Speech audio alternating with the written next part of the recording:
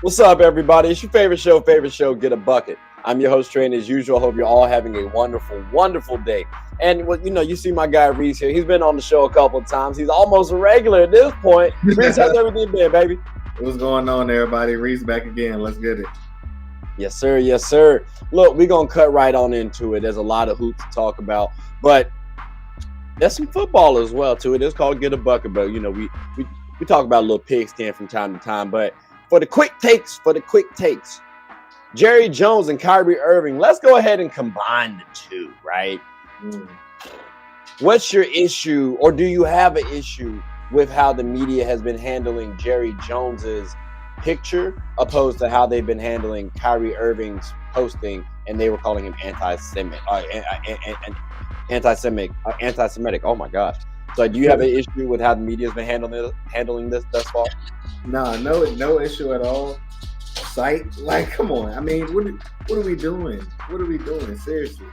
I understand he was a young child at that point. 14, I think he was saying in the photo and everything like that. But I think the person who's handled it the best that I've seen is Ryan Clark. I want to say is who's been asking, or it's not Ryan Clark. It's another sportscaster who's basically been asking Jerry to kind of just go on record by saying that he is against racism. I mean, and that's he's saying it's just that was Ryan today. I think that was Ryan. Was it? Okay. Yeah. I do agree. I think at the end of the day, people always want openness, right? I think that's what a lot of the NFL owners don't allow. Okay, well, this is an opportunity for Jerry Jones, someone who's I'm certain has been called a racist in his history, can now shed some light. Look, that was what happened back in the day. It's not right. I'm not trying to, paint that picture that's good to have, but it happened. That's also a kid. So I don't think we want to shed light on what we did or thought as youngins. So, you evolve, you do mature. So I don't think it's what he is today. I just didn't like how the media has not gone at him the way they did Kyrie Irving. I didn't hear, oh, Jerry's a racist, maybe because it's been said before, but again, Kyrie did not say anything, didn't really, he just retweeted a post that Amazon still has, by the way. Right, and said that they will not take down. Yeah, so maybe Amazon anti-Semitic too. I haven't heard that yet, but the black man gets that nod or gets that labeling, and Jerry Jones, I haven't heard anything. So I want the media to keep that same energy across the board. So if you're not going to act this way towards Jerry, don't act the way towards Kyrie Irving, please. That's all. That was my thoughts about it. But I was going to say too, I understand the because I've heard a couple people kind of say what you were saying about we've all bringing up the past is the past and whoop whoop. But the people in my circle, you're not going to see them as something like that. Just, you know what I mean? And everybody's saying oh, you can pull up photos of me and I wouldn't want any photos of me. There's a teenager being pulled up, and it's but were you doing that though? You saying that you don't want that stuff pulled up, but you won't do it. That's not what you know what I mean? It's two completely different realms. I feel like it's not. I don't know. That's just my opinion. So do you feel like it's fair to compare the two situations then, or no? For sure. Okay. I agree. The media, the question should be: is Jerry Jones racist? That's somebody should. At some point, somebody has to be not afraid to stir that point. Right. And like I said, I'm sure someone has said that out and about. I don't have an answer right now to tell you, oh, this particular person said on this date, but a little openness, a little transparency, that definitely goes a long way. Right. So, let like I said, media, keep the same energy. Now, in keeping the same energy though, this goes out to the next quick take. The WNBA, they are now having 40 games as opposed to 36. So that's 4 additional games. Is this now a big deal for you? Again, it's just 4 games, but who knows? They make something shake. What's your take on that? I'm cool with it. More games, I hope, would mean more money, more bread for them. They're playing, more game checks. But do I think it makes a huge difference to playoffs or anything like that? No. We want more playoff games. We don't more regular season games. You know what I mean? Okay. We want That's larger fair. series at that point. 4 games is cool. You know what I mean? Maybe even a 4-point line. That's something the WNBA. Let's get them ratings up. I could see the 4-point line. They did just increase the playoff series, so like the addition, like the first 2 rounds aren't 1 game anymore; it's actually 3. So that's good to see. No, yeah. But I do agree that I would like to see a 7-game series. That would be cool. Maybe for the championship game, even hell, that could be real nice. So I like that. I like the 4-point line thing you mentioned as well. I think that, like we were talking earlier, the limitation on athleticism compared to the NBA, unless you lower that rim, you got to do something different. And I think adding that 4-point line would create some entertainment, like some additional entertainment. So now it makes the WNBA a little bit more marketable. I would explore that. It changes the game a little bit, but I also think too it benefits the NBA because now they can use the WNBA quote unquote as the guinea pig. But you're the first one to do it outside of the big 3. So I mean, you get that knock if it works for you. So I do like that. I do. Okay, I can see that. But just to be clear, though, the 4 additional games, it's cool. It's just it's not gonna do much. It would have mattered more if it was going to the playoffs. Yeah, gotcha. No, I can respect that. Maybe if someone from the WNBA is listening, y'all need to holler at Kathy Engelberg about that 4-point line. My man Reese said so, and I support that message. Now Reese, real quick, we got fantasy football. For the next quick take. And let me share my screen with you on this one, man, because it's a little tough right now, dog. Like, it don't get no tougher than what I'm going through. Your team's trash? Man, I could have been at the top of the league last week, but I had Paris Campbell as my last receiver, and I needed him to give me 13 points and I win the game. And he gave me 0, literally nothing. Like I feel you on that. I had no more points on my bench, so it was kind of like it is what it is. I feel you on that. Because this man, Alan Lazard, sold me so hard. Like, he was supposed to give me, I think, like 11 points, 4.4. Like, the fact that I remember the number after the decimal reads, that just shows you how pissed I was. But I'm going to give you, because I'm in 2 leagues, right? So, real quick, I'm sure people don't really care about my leagues, but I care about my league. So, I got DK Metcalf and Tyler Lockett starting this week. I should have had them starting last week, and then I wouldn't really have to worry about this week. I'd be in the playoffs more than likely. But right now, I'm fighting for my life. Like, it's playoffs right now for me. Should I keep them in, or should I try to bring in Alan Lazard, who I just talked about? He got me 4.4 last week, but at least, he is probably Aaron Rodgers' best wide receiver option right now. Or should I sneak in Chris Olave, who's been getting the targets for the Saints, but Andy Dalton is the quarterback for the Saints, so it might get a little tricky. Should I keep who I have right there starting, DK and Tyler, or should I bring in Allen or Chris Olave? I would definitely say I want to say Allen over DK. Really? Yeah, because I mean, what's DK average? And I feel like Tyler has been more of the long ball kind of. DK gets me 13. Allen gets me 12.5. But it's Allen versus the Bears. I mean, it's Aaron Rodgers versus the Bears, and he owns the Bears. That's true. That is true. So you gotta play towards the boom. But it's the Rams, though. It's the Rams who have been spiraling downward. So. Oh yeah, and what's his name? Why am I drawing a blank right now? He's not even playing this Sunday. Who isn't? Back on the line. Why am I drawing a blank right now? I don't know why I'm drawing a blank. On the Rams. Yo, stop it. Donald? Yes. Why could I not? Because you said Andy Dalton earlier, and I'm like, it's not Dalton. Why can't I find the name? I've had that. He's out for the Rams too. So I mean, maybe DK and Tyler can go off because there's not going to be pressure on the QB as much. Yeah, no, that's what I'm saying. You got that possibility too, but it's still Aaron Rodgers versus the Bears. And so Okay. if you want to play towards that boom or bust probability, or the fact that the Rams are not even a professional team anymore because they look bad. Okay. So Chris, I'm sorry. So you said Allen over DK. Chris gets no love because he's playing against Tampa Bay. Yeah, I think. Okay. I think they turn in a corner. And also, the so Eagles you really don't like the Bears that much. You really don't like the Bears that much. You say, well, no, it's not that I don't like them. It's that Aaron Rodgers doesn't like them. That's fair too. He did say we own you. Well, I own you. I own you specifically. Yeah. So I get that. How about in this one? Let me hold on. How about in this league right here? I got Kirk Cousins starting, right?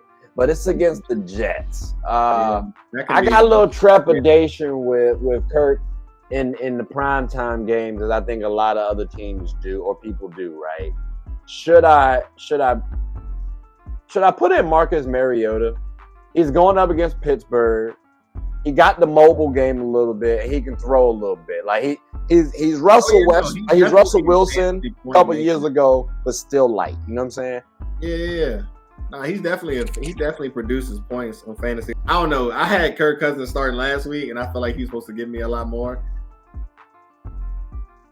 I had him going against the Cowboys. He definitely should have given me a lot more. I mean, that was definitely trash for me. I hated him that week. So do you think he'll bounce back though? Do you think he'll bounce back? Because I don't see Kirk Cousins having 2 back-to-back duds like that. The Jets have a good front seven though. And they got Sauce Gardner versus JJ. I mean, but this. So the Minnesota Vikings arguably have the best offense in the whole NFL. They have they don't have the best offense. No, you got Miami. I said I said arguably, but you got Justin Jefferson. I think what you're saying is they have the weapons, but what I'm saying is the quarterback is still Kirk Cousins. You know what I mean? But he's not bad though. Like Kirk is still a solid quarter. Before I take Kirk Cousins, there's maybe he's top 10. In what the league? I'll say Kirk Cousins top 10, fringe top 10, worst case. Is that fair? What I'm saying is the argument of their offense being arguably the best. I'm saying the quarterback is a factor of it. I feel like when you got Tua, Tyreek, and Jalen Waddle, you got Pat, you got Mahomes with Kelsey, and pick anybody else you want. You know what I mean? You got Josh Allen with Gabe Davis and Stephon Diggs. You got Jalen Hurts with. You know what I mean? I feel like I agree with you though, because they got Thielen, Justin Jefferson, and Dalvin Cook. TJ Hawkinson, and I'm telling you, I believe in them. Is what I'm trying to tell you. I guess is what I'm telling you. I get you. But that's why I say arguably though. When I think of like I said, for me, I look at Kirk as again, worst case, fringe top 10 quarterback. He just has not produced in the big time moment. But he also has enough weapons around him where I'm like, all right, maybe he can get the job done. It's similar to Jimmy Garoppolo, except Jimmy's gotten to the big game. So I'm like, all right, I believe more in Jimmy. I think usually people do, but I don't know. For me, I can't see Kirk going back-to-back duds, but I also question it is the Jets, and that's why it's a primetime game, and that's why I hear you on when I say they have arguably the best offense. You said what? Versus primetime. It's tough. It is tough. It is tough. So, would you put Mariota over Kirk in this for this week? I would. Okay, I got you. All right. Well, I just wanted to know those two real quick. Like I said, I got money for these leagues. So the Falcons are going against the Steelers, like you said. I mean, yeah. True. Well, that's enough about the fantasy. Because, I guess this next segment could be kind of fantasy, depending on how you look at it, right? And I'm a USC Trojans fan, ladies and gentlemen. So we'll talk about them in the college game next. But please stay tuned because we do have a nice little game coming up for you guys. So stay tuned for the highlights.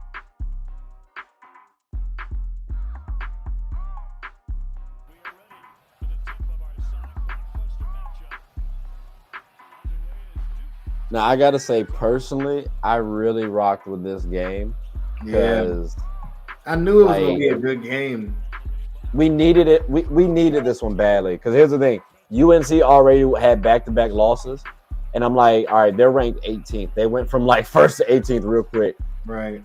We cannot lose against Ohio State after one, we just lost, but then two, they beat us literally a year to this day, like when Right. we played them. So I'm like, That's what I'm saying too. I feel like there's no team in college right now that is like, you know what I mean, laps beyond the people that are playing it. Because I feel like even any given night, the top teams can really go at it. And I you're not mean, gonna see somebody that just should always be the case. So when you mean like you say like the top teams can go at it, well, you I'm mean like saying there's no like dominant there's force? not Like, one. I'm saying there's not one player. I feel like that's really just taking over games and stretches. I feel like it's, you know what I mean. It's kind of I like, get you. yeah, I get you. I get you. It's also a little early too. Like I know, for example, Dariq Whitehead, he's supposed to be like a top 5 player in the game or in the draft, and he hasn't been able to really hoop like that. So I'm like, all right, let's see how he develops. Same with Lively. He was like, we're talking about the number 1 and number 2 player in the high school coming out of this senior year, and they can't really do anything because they're coming back off injury. So like I do want to see how some people shake. But I think right now it's going to be more of like a team thing. Like who's the best team? Like who has the more complete team? Because you a think lot y'all of got anybody players are draft good. eligible on Duke right now? Who would You be? said what? You think you all got anybody that's eligible to go up and be in the lottery? I think so number 30 right here. This is Kyle Filipowski. That's the guy who I was telling you is like Laurie Markkinen light because he Okay. has a similar style game. He's just not as athletic. I don't think he's as good of a scorer also as Laurie. But again, it's either Kelly Olynyk or Laurie Markkinen. I can't tell right now. It's still a little early for me. But I think he could. Lottery wise, I think Jeremy Roach right here who has the ball. If he has a big year, he definitely could sneak into someone's lottery if he shows that he can like be a real floor general. I think that's what he has to show because last season I think he came off as a scorer, but in the league I don't see him as a dominant scorer like that, or at least not enough of a scorer where he can be a good enough combo guard. You know what I'm saying? So Mhm. like, but I think outside of Lively, Guys you would say Whitehead, that were coming back from injury or were battling injury again? Lively and Whitehead. So Dariq Yeah, I was gonna Whitehead, say I think yeah, Whitehead is a they got him projected to maybe be a lottery talent too, but he got to get on the court. he came back. He's like I said, he's projected top 5. Mhm. I want to say he gives me because, and I hate to keep throwing like this man's name around too much, right? But he Mhm. gives me JB vibes as a shooter, if that makes sense. Not as the athlete. He's a bigger guard, kind of like I said, he's a little stocky, and maybe that's just because he hasn't had like real conditioning like that because he came off injury.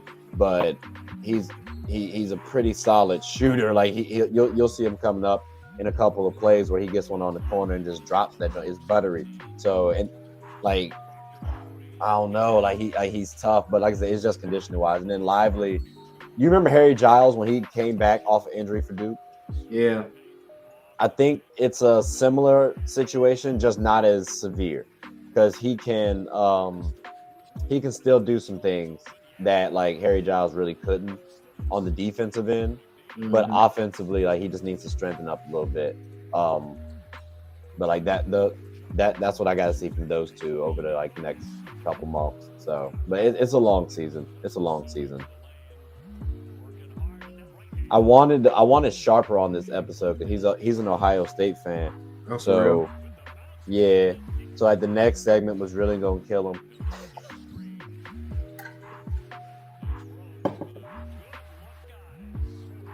Who's your college team? I don't really have a college hoops team. Somebody I like actually playing. I mean, watch last year's Arkansas though. Okay. Yeah, Arkansas should be a Jalen little something. Williams and the guard that they had. I can't think of his name off the top of my head right now, but they were both. It was just good basketball to watch. I don't know. Yeah, no, Yeah. I feel that. But I don't really. I can't really say I have a college team though. I want one though. Everybody around here, you know where I'm at, close to North Carolina. So everybody around here, Duke or UNC fans. Like, I mean, get on the good foot, Duke. We're there. We are there, my good man. We are there. All right, ladies and gentlemen, we are back. Hope you all enjoyed the highlights. I know I did. That's the damn certain. Because when we listen, let me go ahead and bring out the jewelry too. Because I gotta keep bringing out the championship ring. You know what I mean? Something like that's from 2015. It's real, off Amazon. But anyways, so we're gonna move away from the quick takes, and we're gonna talk about college, but not basketball, football. I still like this one though. Because we got. You know what? I'm not gonna discredit the other two. Let me give you all the rankings. So as you can see, we got 6 quality teams for the playoffs. I probably should have started with this one. But number 6, Alabama. All right, cool. Two losses that kept them there. Number 5, Ohio State. The one loss to the team they lost to, that kept them there, Michigan. USC, my Trojans right there looking slight. TCU, they undefeated. But they haven't played too many people, really. Michigan, they're undefeated. They beat Ohio State. And Georgia for number 1. So, Reese, let me ask you this, boss. Who do you got? Like, do you feel like is there anybody that's going to... You said what? Let me throw up the 6 again that you had up there. I got you. Give me a second. Yeah, so... I was actually talking to somebody about that Michigan-Ohio State game. Mm-hmm. I was just really surprised to see Michigan put them on their head like that after, you know what I mean? Once they started pulling away, I was really surprised to see Ohio State not be able to, you know what I mean, kind of find their footing again. Mm-hmm. So, but I mean... When you say find their footing again, you mean like during the game that you didn't think you thought Ohio State was going to be able to come back? Yeah. Is that just because of history, or is that just because you don't believe in Michigan? Like, no. This I'm just year, kind of just seeing if they could. I mean, because we all know college is a lot. It's high scoring. You know what I mean? So really, once the faucet is open, that's kind of it. But I was more so saying not being able to see Ohio State defense be able to kind of slow Michigan down enough to kind of just make it seem like it could be a game. Okay. Well, I gotta say this, and that was my cue right there. My Trojans. Hold on. Let me get the boys back on the screen, because I gotta get my boys. Right here. Because, like I said, ladies and gentlemen, I am a USC Trojans fan. I like our chances this year. Can't lie to you, right? I hear you on Michigan. I hear you on Ohio State and how they dropped the ball. You didn't think they were going to be able to come back. It was a little bit surprising, again, just because of the history, right? I do think I got to compare USC a little bit to that Michigan team or to that Ohio State team. And I don't think we'll drop the ball like that. Even towards the TCU, I don't think they've played anyone, to be honest, and I think that's always going to trip them up. That's what tripped them up in the past. USC, we had that knock again. We play in the Pac-12. We don't play anyone, apparently. We're not playing against Michigan unless we go to the finals, to the championship game. I got to worry about Georgia first.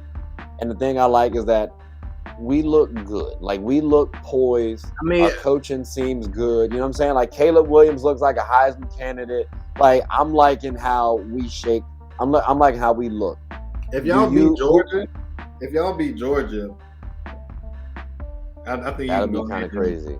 I think if y'all beat Georgia, I think you go ahead and we have to because I don't think we lose to whatchamacallit, to Michigan. Like I said, I think we're better than Ohio State, and our defense is not lackluster the way it has been in years past. So I do think we have a shot, but we got to get past this week though. So let's see how that game shakes out. Who would you have to put your money on if you had to put anything on, like your hard-earned money? It would probably be Georgia. I think Georgia has what they need to do it again. Okay. You know what I Okay. mean? Like, and I know usually in college you don't really have folk kind of go on those type runs, but I think they can. All right. I mean, I hope not. I'm hoping not. Because, like I said, my Trojans have been out of the limelight for quite some time. It's time for us to come back.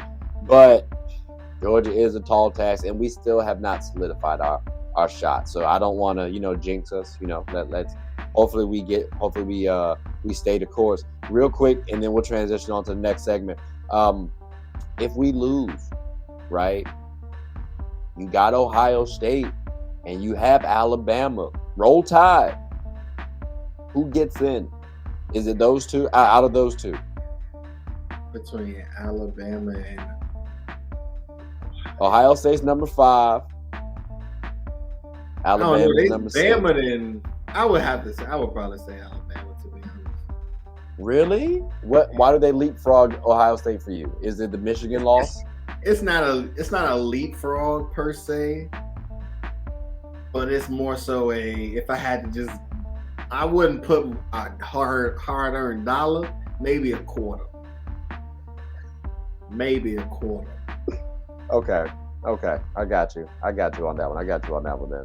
All right. Well, I might have to stick with Ohio State just because I feel like they get that redemption game, and having Ohio State versus Michigan possibly in the championship game. Like, I just saw what Duke UNC did in the Final Four and how big that was. So imagine this, you know what I'm saying? Like, bring the rivalries back up, and it's not like it's gone anywhere.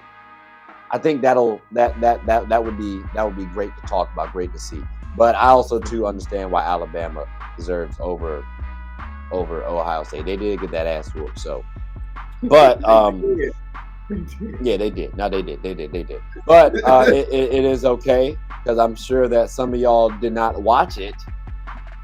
Well, you'll be able to watch it now because I got the highlight for you. So hope you all stay tuned and definitely enjoy the highlights. Matter of fact, the reason I ain't even going to say nothing on this one, we're just going to let y'all enjoy it the whole time. Here's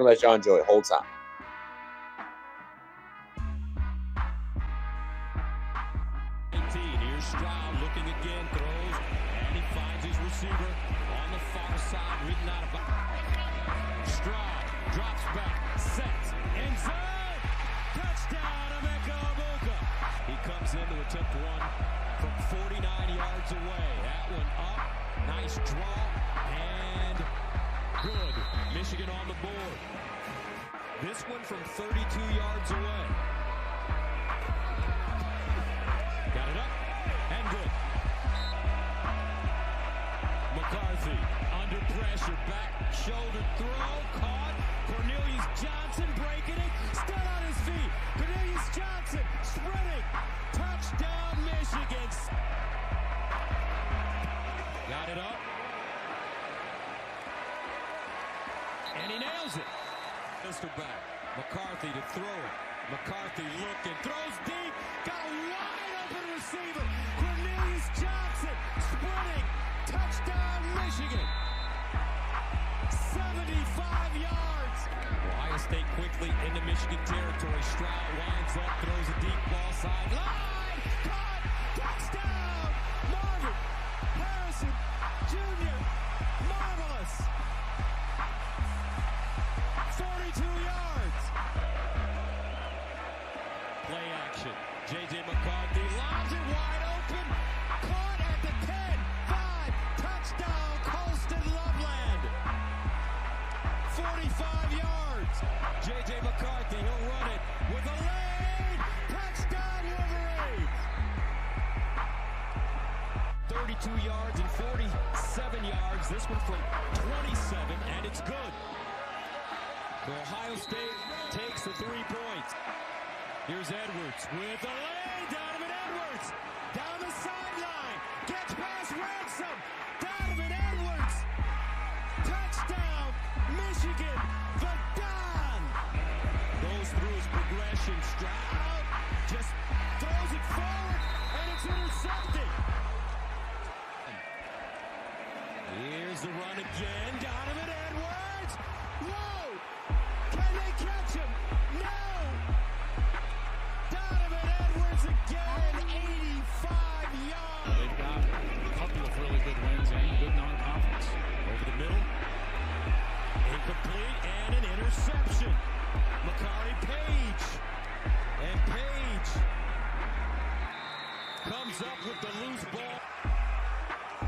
final score from Columbus, 45-23.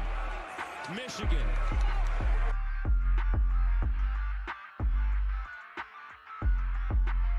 All right, so we are back. Hope y'all all enjoyed the highlights. Like I said, it was an ass whooping, just a little bit, just a little bit. But let's go ahead and get off that subject though, because actually, Reese, I'm gonna switch you up. Let me switch up real quick. What we talked about, we're gonna save for the end. Because I think right now this might be a little bit more prevalent. Aaron Rodgers' future. Like, all right, so help me out, because here, let me get on the soapbox real quick. As a matter of fact, let me take off the NBA banner. This is NFL right now. Like, so I have Aaron Rodgers here. Green Bay Packers, you're not going to the playoffs. Like, I made my predictions, and you know what? I had a little optimism that y'all would prove me wrong. And you didn't. And so now what are we going to do with Aaron Rodgers? Like, you might want to shut him down for the season because I think he has a broken thumb or something like that. Then you also might want to see what you have with Jordan Love, because he's your backup QB and he's also potentially your future. So Reese, and let me bring it back on screen. I just want to know, do you believe that it's time to trade Aaron Rodgers from the Packers? And if that's a yes, what team would you want him to go to?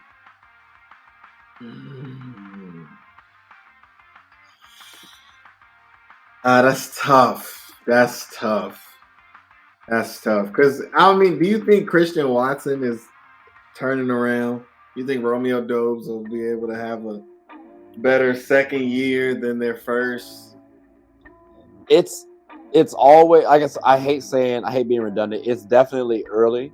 I think next season would be a little bit better because this is essentially a new crop of wide receivers. Again, Alan Lazard was like his only incumbent wide receiver.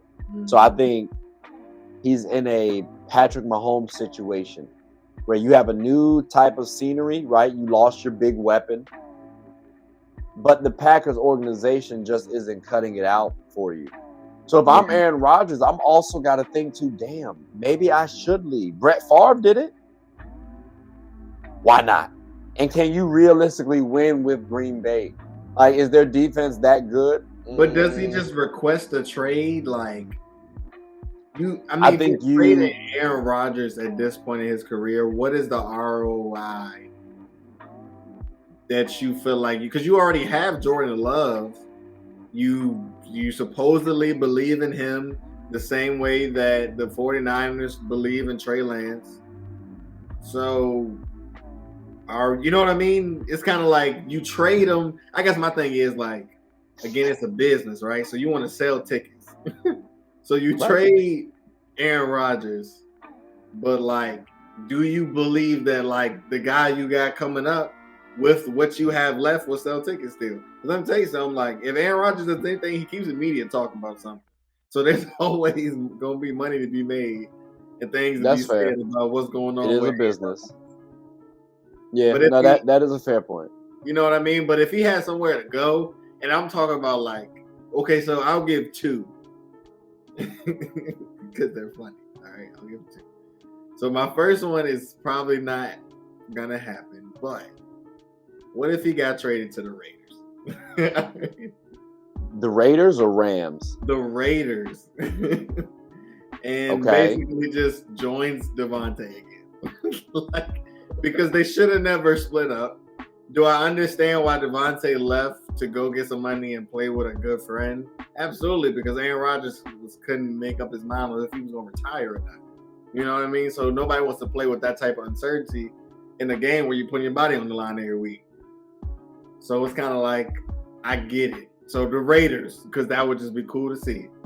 So a realistic team to be traded to, I mean, is this being traded to with him hopes of winning? That's the idea? Yeah. The idea is for hopes of winning. The Colts sit. I mean, they just do it again, and they just keep getting quarterbacks that are on their way out, and until they figure it out. I don't know though.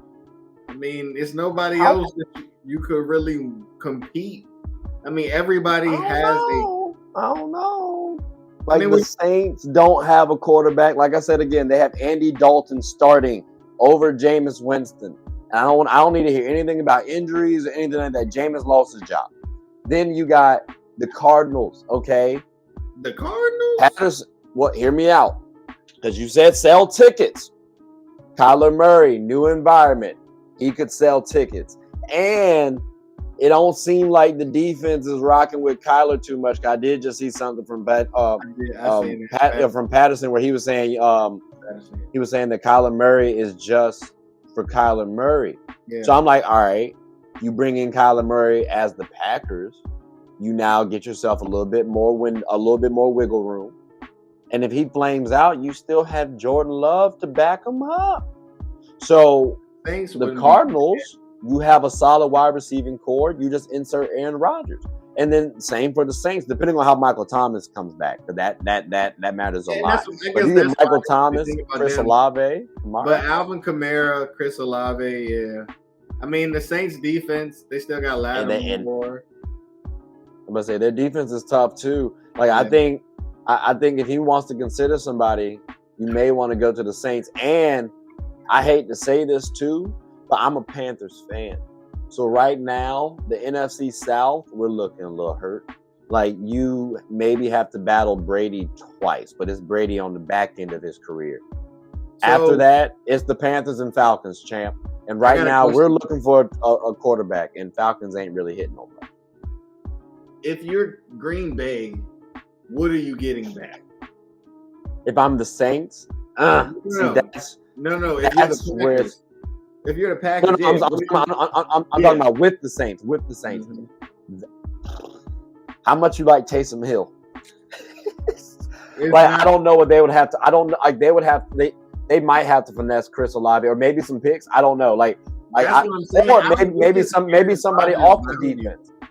Maybe somebody off the defense. I don't know what the value of a quarterback for Aaron Rodgers, like for a 39-year-old, 40-year-old quarterback. That's what I'm saying. The value might be a little low, but I think for the next 3-4 seasons, he can still be one of the better quarterbacks, like at least a top 10. So I got him. I would say you maybe offer up some picks, maybe offer up a little bit of your defense. And he's worked with similar situations and made that team a contender. So you give him better weapons. Do you think the 49ers are ready to run with Trey Lance? Not right now, because I haven't seen enough out of Trey Lance. He got injured, and then before that it was Jimmy's team. So I'm like, I gotta see. But about the 49ers? No, because you already got Jimmy, and I think they're gonna win the Super Bowl this year. So if you win it with the man, aren't they paying Jimmy like salaries just to play games? But see, you talked about the Packers trying to sell tickets. You're not going to sell tickets with Jimmy G. Jimmy need a team to sell a team or to sell tickets. So I said the 49ers are going to win because of who Jimmy G has, not Jimmy G. No disrespect, but if they did the math, like the math just worked out, and Aaron Rodgers could go to the 49ers. Nah, they probably can't. That might be back-to-back champions. Like that might be back-to-back. That's what I'm saying. I don't know how that happens. I don't know how that happens at all. That'd be too wild. But is it fair to say that Aaron Rodgers should be done in the NFL? I mean, with the Packers? Yeah. I mean, I don't know. I just feel like they have a team there. I just don't know why. I don't know. Like, they don't have a great team, don't get me wrong, but. All right. I hear you on that. Real quick. If you had to, let me get these up.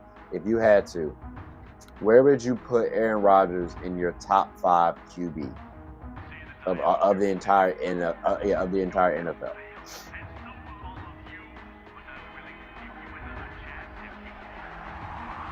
Because for me, and let me start it off like this. For me, I have him at number 2.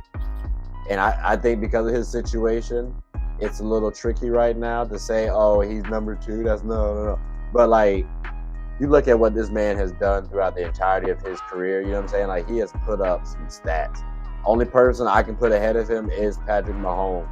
No, that's what I'm saying. So what are you saying? Like, what do you mean by in the league? Like, so if you had to build a team right now, right? I would say Patrick Mahomes, and take out age right now. Like, don't even think about that. Patrick Mahomes, Aaron Rodgers, Lamar Jackson, Josh Allen, Tua Tagovailoa. Like, point Tom in Brady. time. You said take away age. I'm talking about point in time though, and if we're talking about point in time, Tom has not looked as good. No, I hear you, but even taking away age, I cannot say Tom Brady has looked that good this year. I can't. Like, he's looked subpar. I mean, no, it's not that Tom Brady hasn't looked good. I mean, Aaron Rodgers hasn't looked good this year. You got him at number 2. So there's a little bit of a difference with AR as opposed to Tom. Like, Tom's team is hold on. Tom's team is the same. Aaron Rodgers lost his biggest weapon. Like, you can say, oh, well, he lost Gronk too and AB. I mean, he still has a good amount of the same team. Aaron Rodgers has Lazar Allen. That's it. Oh, my fault. Aaron Jones coming back. Like, that's it. So I'm like, they traded Jamal Williams for AJ Dillon. They did get it. I mean, this was my thing. Like, Devontae Adams left because of Aaron Rodgers. Like, I don't know. Like, it is a product. That's fair. He is a product of his own. You know what I mean? So it's kind of like, that's fair. They picked up Christian Watson in the second round. Devontae Adams was a second round pick. I mean, it's not like, what is the real argument? Basically, I mean, I guess this is my thing, right? Tom Brady and Aaron Rodgers both skip the things that people ask you to do as a quarterback when you have young guys. You know what I mean? You just always want them there at all points. But Aaron Rodgers decided not to go to training camp. You know what I mean? Tom Brady's going to weddings. He's taking breaks here and there. So they just feel like everybody's putting their eyes on that because it's like that's not traditional in the NFL. It's kind of like you're just there. But these guys have kind of reached those points where it's like, you know what I mean? As a player, it's like, I don't need to do that. I'm Tom Brady. I'm Aaron Rodgers. I can just step on the field and do that. But I don't know. So I feel like other things, when people aren't as great as you are, you kind of have to like lead by example in the environment. You can't do that at a wedding. Okay.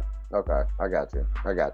Well, like I said, I was just curious about where you had him ranked. Yeah, I mean, no, and that's what I'm saying. Like, I still think, but okay, so I would probably say I would put Tom Brady over Aaron Rodgers, but I understand what you're saying too. I'll put Tom Brady over Aaron Rodgers, but when it comes to like, I think Patrick Mahomes, Lamar Jackson, and it's probably just Pat and Lamar for real that I feel like were. When you say taking away age, you're not including their performance of the season, or you are. I am. You like are. So yeah. So I when I said take away age, I was talking about like to build a team around starting today, and that's why I was saying take away age because I know like Lamar might jump Aaron Rodgers and Tom Brady. You know what I'm saying? Like Josh Allen would jump ahead because now I got to build today. I'm not taking the 39-year-old Aaron Rodgers. That's the reason why I said that. But more so just point in time, who would you take over? Like how would you rank them? But like I said, I get why you put Tom Brady. Like he's the GOAT, obviously. So, you know, career-wise, he goes number one. I can't put Tom over, again, Patrick Mahomes, Aaron Rodgers, Lamar Jackson, Josh Allen, Tua, Ellie. I can't even say Justin Herbert Maybe Jalen Hurts. I don't know. Like it's tough. Like Thomas. I don't know what separates Aaron Rodgers from Tom Brady that much. Because again, it's because of the at least for me, it's the team that he has coming back versus Aaron Rodgers' team coming back, and the Packers are in a similar boat to the Bucs. So it's like I thought the Bucs would be a little better than this. You're saying that though, but Tom Brady still has a chance to win his division. That's what I'm. You know what I mean? That's what I guess I don't understand. Like I feel like you're not weighing Aaron Rodgers' season heavily enough. They're third in their division. We just talked about should he be traded? You know what I mean? Like we're blaming everything on the team, but I feel like he ain't really. Romeo Dobbs Christian Watson did drop the touchdown. I get it. You know what I mean? But like when you don't build that with those guys, things like that happen. Like it's been one season. It hasn't even been a full season. Like you can't build that right now, especially when you say like young guys. If these were vets, I would judge him harshly. All right, like all y'all know how to play football now. Like it's time to shake up. Right. You know what I'm saying? Like I would look at him that I'm giving him that pass because it's young guys. It's a new team, and I know the talent that's there. I'm not discrediting Tom Brady. I'm not saying Tom Brady can't magically win a Super Bowl. Like I wouldn't put it past him, but I wouldn't put my hard-earned money that the Bucs win. I wouldn't. But I'll tell you this though: if you give me Tom Brady, if you give me Aaron Rodgers in the Bucs situation right now, I'd throw a little cash down on the Bucs. So you like think that, Tom Brady is what's holding the Bucs back? That's really. And you don't think Aaron Rodgers is holding the Packers? Not just Tom Brady, because it's like it's a few other things that I'm not putting all the blame on Tom, but at least from what I've watched, Tom's been better. And I know age happens. You know what I'm saying? I understand that plays a factor into it too. That's why it might be a little tough, but he not the same Tom. Aaron Rodgers is still the same Aaron Rodgers. Like at least that's how I view it. And again, it's just because of the team. Like if you had Devontae Adams on Aaron Rodgers' team right now, you're not having this issue. Like if you have more cohesion, like if this was year 2 for Aaron Rodgers, I don't think you have this issue. Next season, I don't think you have the same issue with Aaron Rodgers and the Packers. But like this season, I get it. Like I do. So that's the reason why. But I do get you too. Like I don't. It sounds a little hypocritical as well. So like I get it. It's like I'm judging one, but not. So I get it. Like I said, it's a case by case basis sometimes, ladies and gentlemen. It's a case by case basis. It's here. We're here now. But let's go ahead and talk about some highlights real quick, because I think you all will enjoy this, because everybody is hella hypocritical about this man, Luka Magic, and a little bit Steph Curry, So I'm just saying.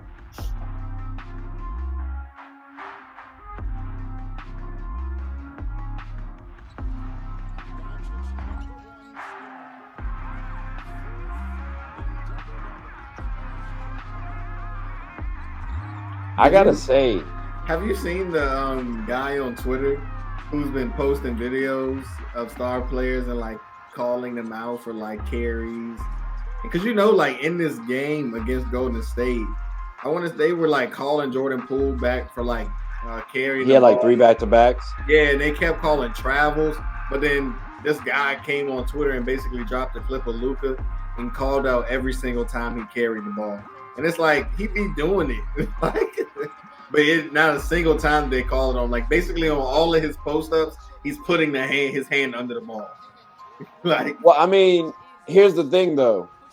Everyone does that, right? Like so why are they doing? It's like that you're gonna.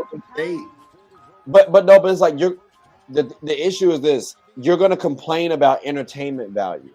Like as soon as people say, "Oh, you're gonna have to change how folks dribble," oh, the game looks trash now. Oh, the game is so different. Like you're gonna have to dribble on top of the ball. We're gonna look like Oscar Robertson back in the day. Whoever complained about people carrying the ball though? That's what I'm trying to figure out. when Allen Iverson came into the game. Well, no, I'm saying since then though. That's what I'm saying. Because they changed it so that you rules. could though, because it was more he was more entertaining. So they changed it so that way everybody could. So now it's gonna go back, and now it's gonna be like, oh, this is boring. Like you gotta take everything with a grain of salt sometimes. Like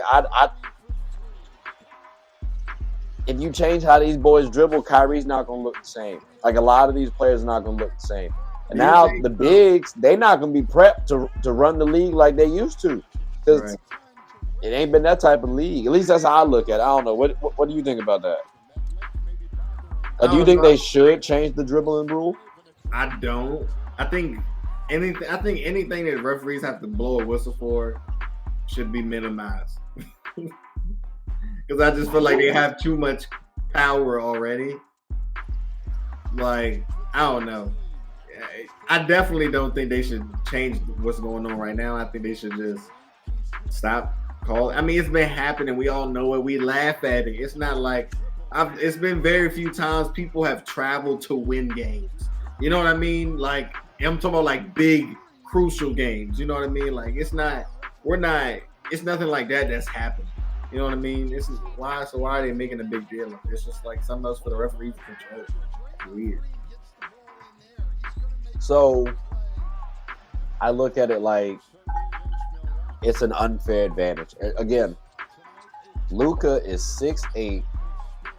I would give him like 230, probably 240, maybe 245. That's a big boy right there.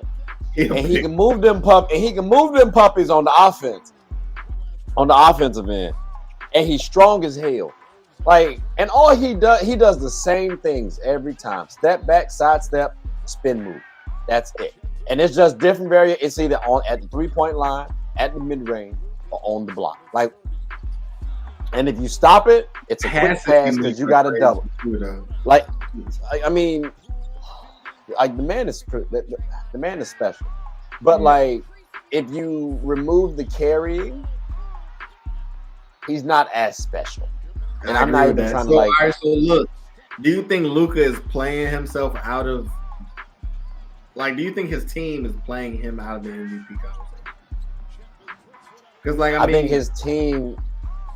I think Jason Kidd is coaching him into the MVP discussion because his utilization is going to remain high.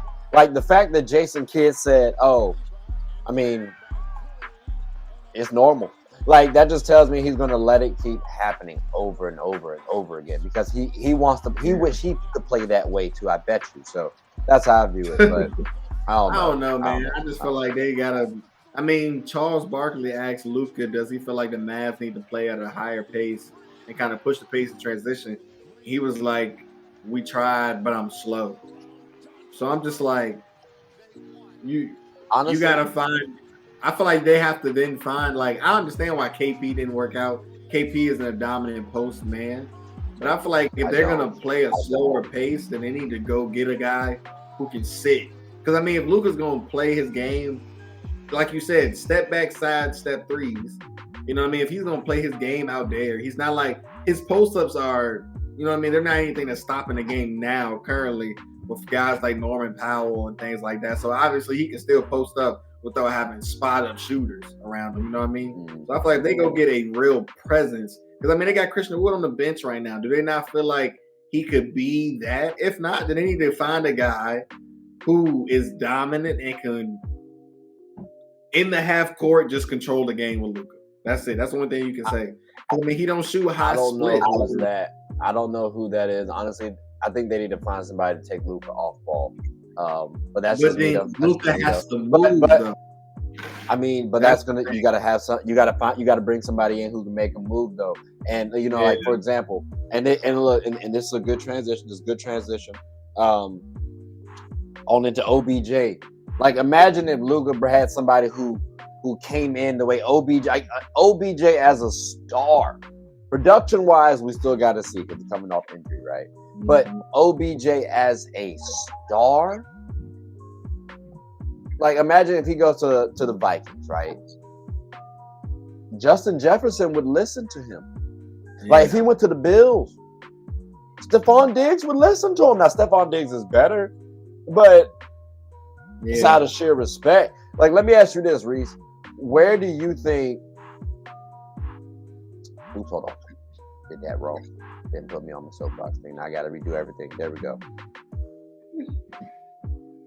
Hard moderating and do everything. Oh, my goodness.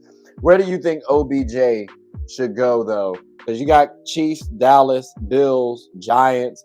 Those are a lot of possible situations. And again, this is OBJ from back in the day. Like the catch.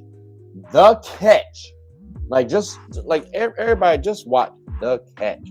But that's what you could like. That's the moment this man became a star in the league. And so that's why he's able to go to any team he wants to now and pretty much do whatever he wants. Like, he could go to any team, right? And he just got into a little situation on a plane where he got kicked off. Jerry Jones says he doesn't care. You know what I'm saying? Yeah. So like dead ass. Reese, where do you think OBJ should go? Like, so, and I just want to say this before you go. Can we give a realistic answer? I don't want to hear anything like about the Eagles. Okay, I just want to say that off the break. So I was actually gonna say Miami because I think if you go play, I mean, because it's OBJ. You know what I mean? I feel like Bills is cool. It's cold in New York. I feel like, you know what I mean? At that point in OBJ career, you don't want to be somewhere cold coming off a knee injury. Your knees already be aching. You know what I mean? You don't want to go somewhere cold. So, and then it's just like you go to the Cowboys. I mean, you could go to the Cowboys, but they don't even look that good for real. So, I mean, go to Miami. Go to Miami. Go where the sun's shining. That's what I'm with. And they looking good. Tua looks like an MVP candidate with Tyreek Hill and Jalen Waddle. If you think you got those two guys over top and you got OBJ underneath to just basically run freely, I mean, look at this. Literally, you let him run laterally, he goes up the field however you want. I'm going Miami. I hear you on Miami. I do. I thought of Miami. I did. They don't need him. Like the Cowboys, honestly, the Cowboys are the only team without an actual star. They look. Hold on. Hear me out. I agree, Trey. I'm so glad that picked up. Need him. That's a Dallas Cowboy fan. That's perfect. Look, they don't have a star. I like CeeDee Lamb. He cool. He on my fantasy team. So I'm pulling for Buddy. I'm pulling for that. But like, I'm pulling for them boys. I don't like the Cowboys. I'll say that off the break. I don't like them. I really don't. The majority of my family are Cowboys fans, and like, it's frustrating because it's like, yo, y'all haven't won in so long. Stop talking, please. But you bring OBJ in, and then what? I was transitioning to the good part. Okay, let's get to the part. You bring in OBJ, and if you are able to bring that championship, well, that speaks volumes for OBJ now, because that's back-to-back champions for you. Do you think OBJ and you made the Cowboys relevant, quote unquote. You said what? Do you think OBJ is that at this point, though, coming off a surgery? Again, you got to have CeeDee Lamb, Zeke, Pollard. I forget they tight end, but you know he cool too. You got all that with Dak. Again, Dak is not the quarterback to win the Super Bowl, but enough weapons around him. I think he can do all right. Like the first year, he had a lot of weapons. Looked scary as hell. I was nervous. I'm sitting over there at Thanksgiving, pissed. Because the Cowboys are out here dogging folks, going at 13-3 record. Oh, it's disgusting. Playoffs, I'm not going to talk about.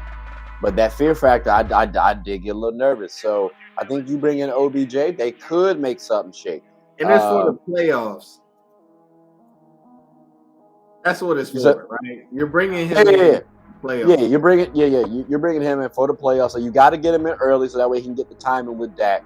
But I do like him for the Cowboys, I got to say. I don't think the Chiefs need him. And it's weird, too, because they could use him, but I don't think they need him. I don't think the Cowboys will make the playoffs. Personally, I don't think they're gonna make the playoffs. I don't think y'all gonna win the Super Bowl. I don't think they're gonna make the playoffs. That's tough.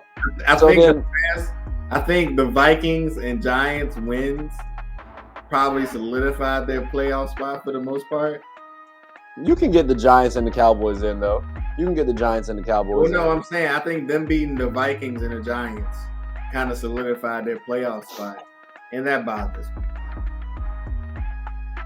I mean, I don't. I mean, you got to accept it. You got to accept it for what it is. Yeah. So that's what I'm saying. Don't be too surprised if OBJ is in that Cowboys uniform again. Jerry Jones does not care how you act to a degree, and that's the perfect situation for OBJ. At this point, though, why wouldn't you want to go to the highest probability? We're talking the highest probability. Why are the Cowboys not? Why are the Cowboys not a high probability when they have a top tier defense and a solid offense to boot? Because Patrick Mahomes is levels above Dak Prescott.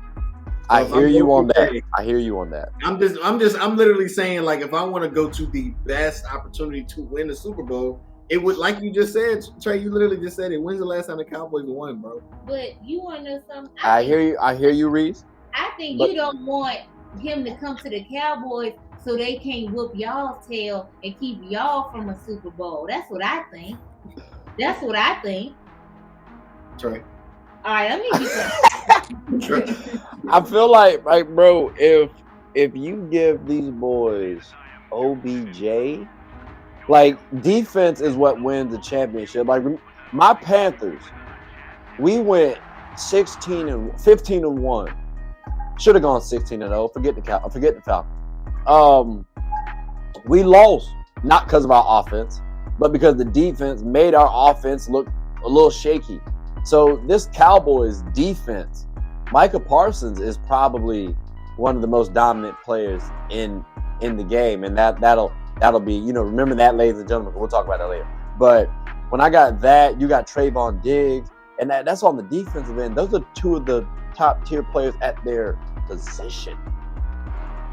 Like, when I think defenses, the Cowboys is one of the best. And again, offense wise, they have a lot of weapons. So if I'm OBJ, I'm considering them. I don't consider the Giants. After the way they treated me, nah, I'm good. Like, I'm fine. Like, y'all can kiss my ass. So you think with Odell, they'll be able to beat the Buccaneers? They have enough. The only team that I worry about for the Cowboys is the 49ers in that situation. The Eagles. So why wouldn't he go to the 49ers? I feel like the Niners are also a good place to go for Odell. The 49ers have a lot of weapons on their team already. I don't think they need him. Like, they have stars on their team. Like, the 49ers have a star on their team.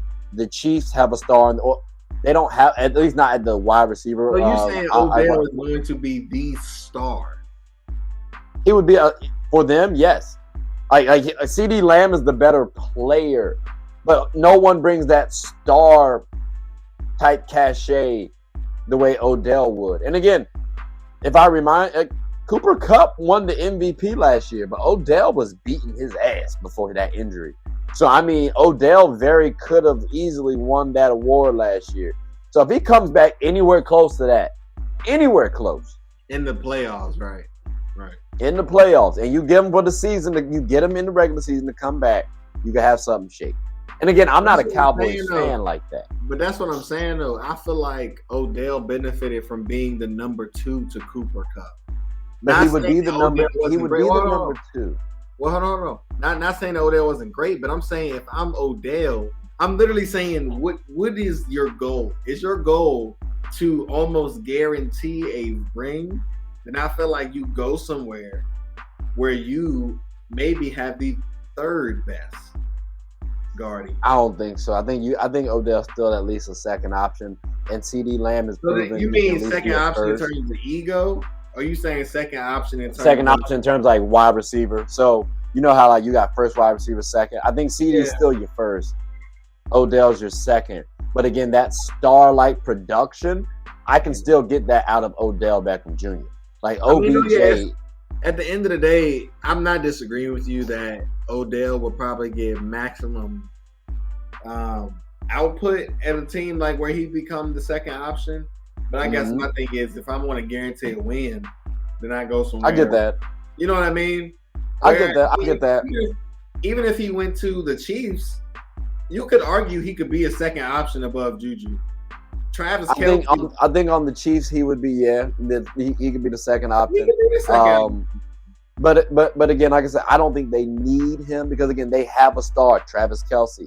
He's like they don't like that. Like every team that I listed has a star except for the Giants, although Saquon is a star, but he's not a wide receiver or a tight end. So again, outside of the Giants, that's the only team that does not have that star. Again, just the cachet level. Even in Minnesota, he's above Justin Jefferson. No, Justin Jefferson. Oh yeah. I think he's above Thielen. I think he's above Thielen. I just think I want to see him back. That's I do too.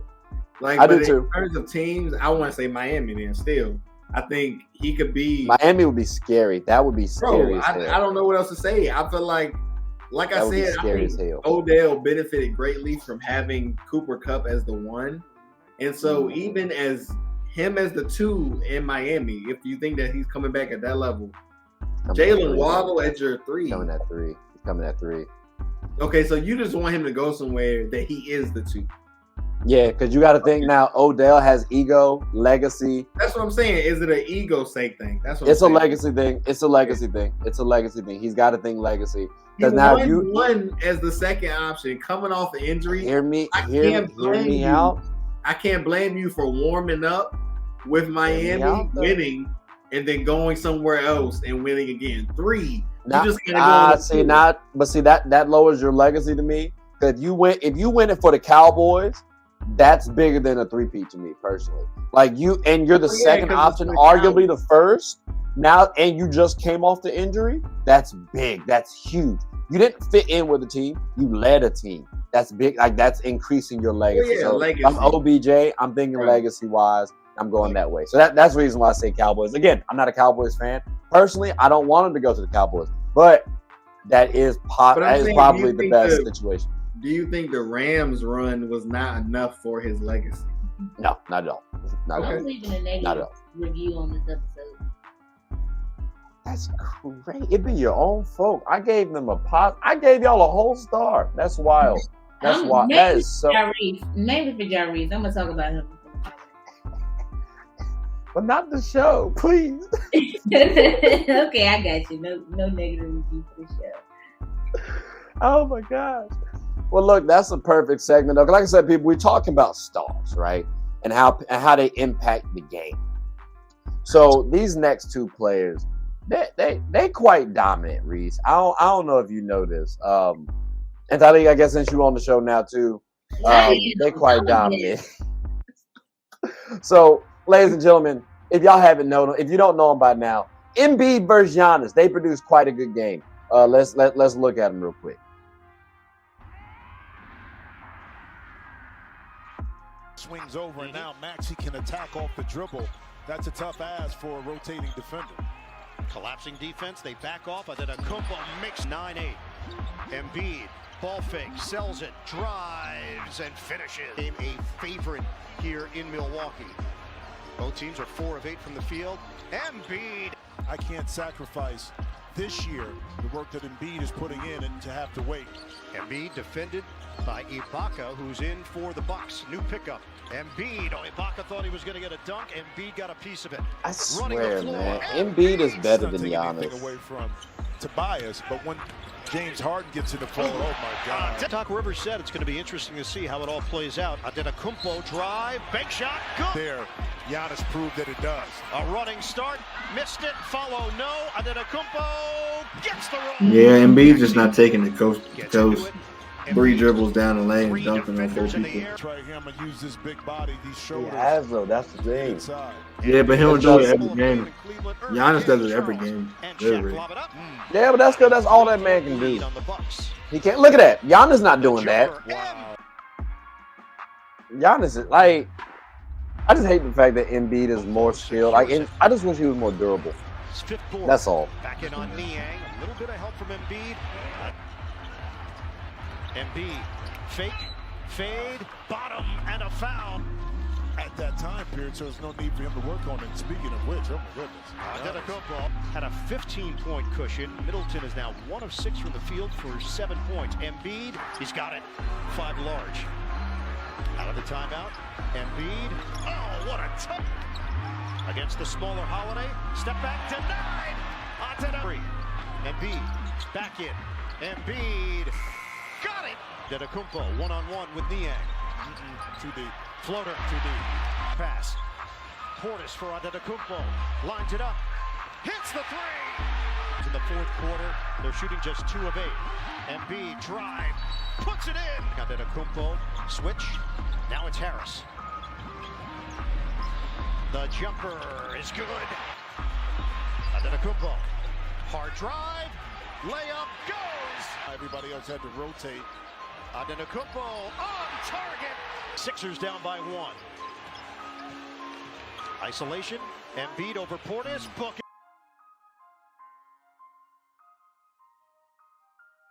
All right, so hope y'all enjoyed those dominating athletes right there.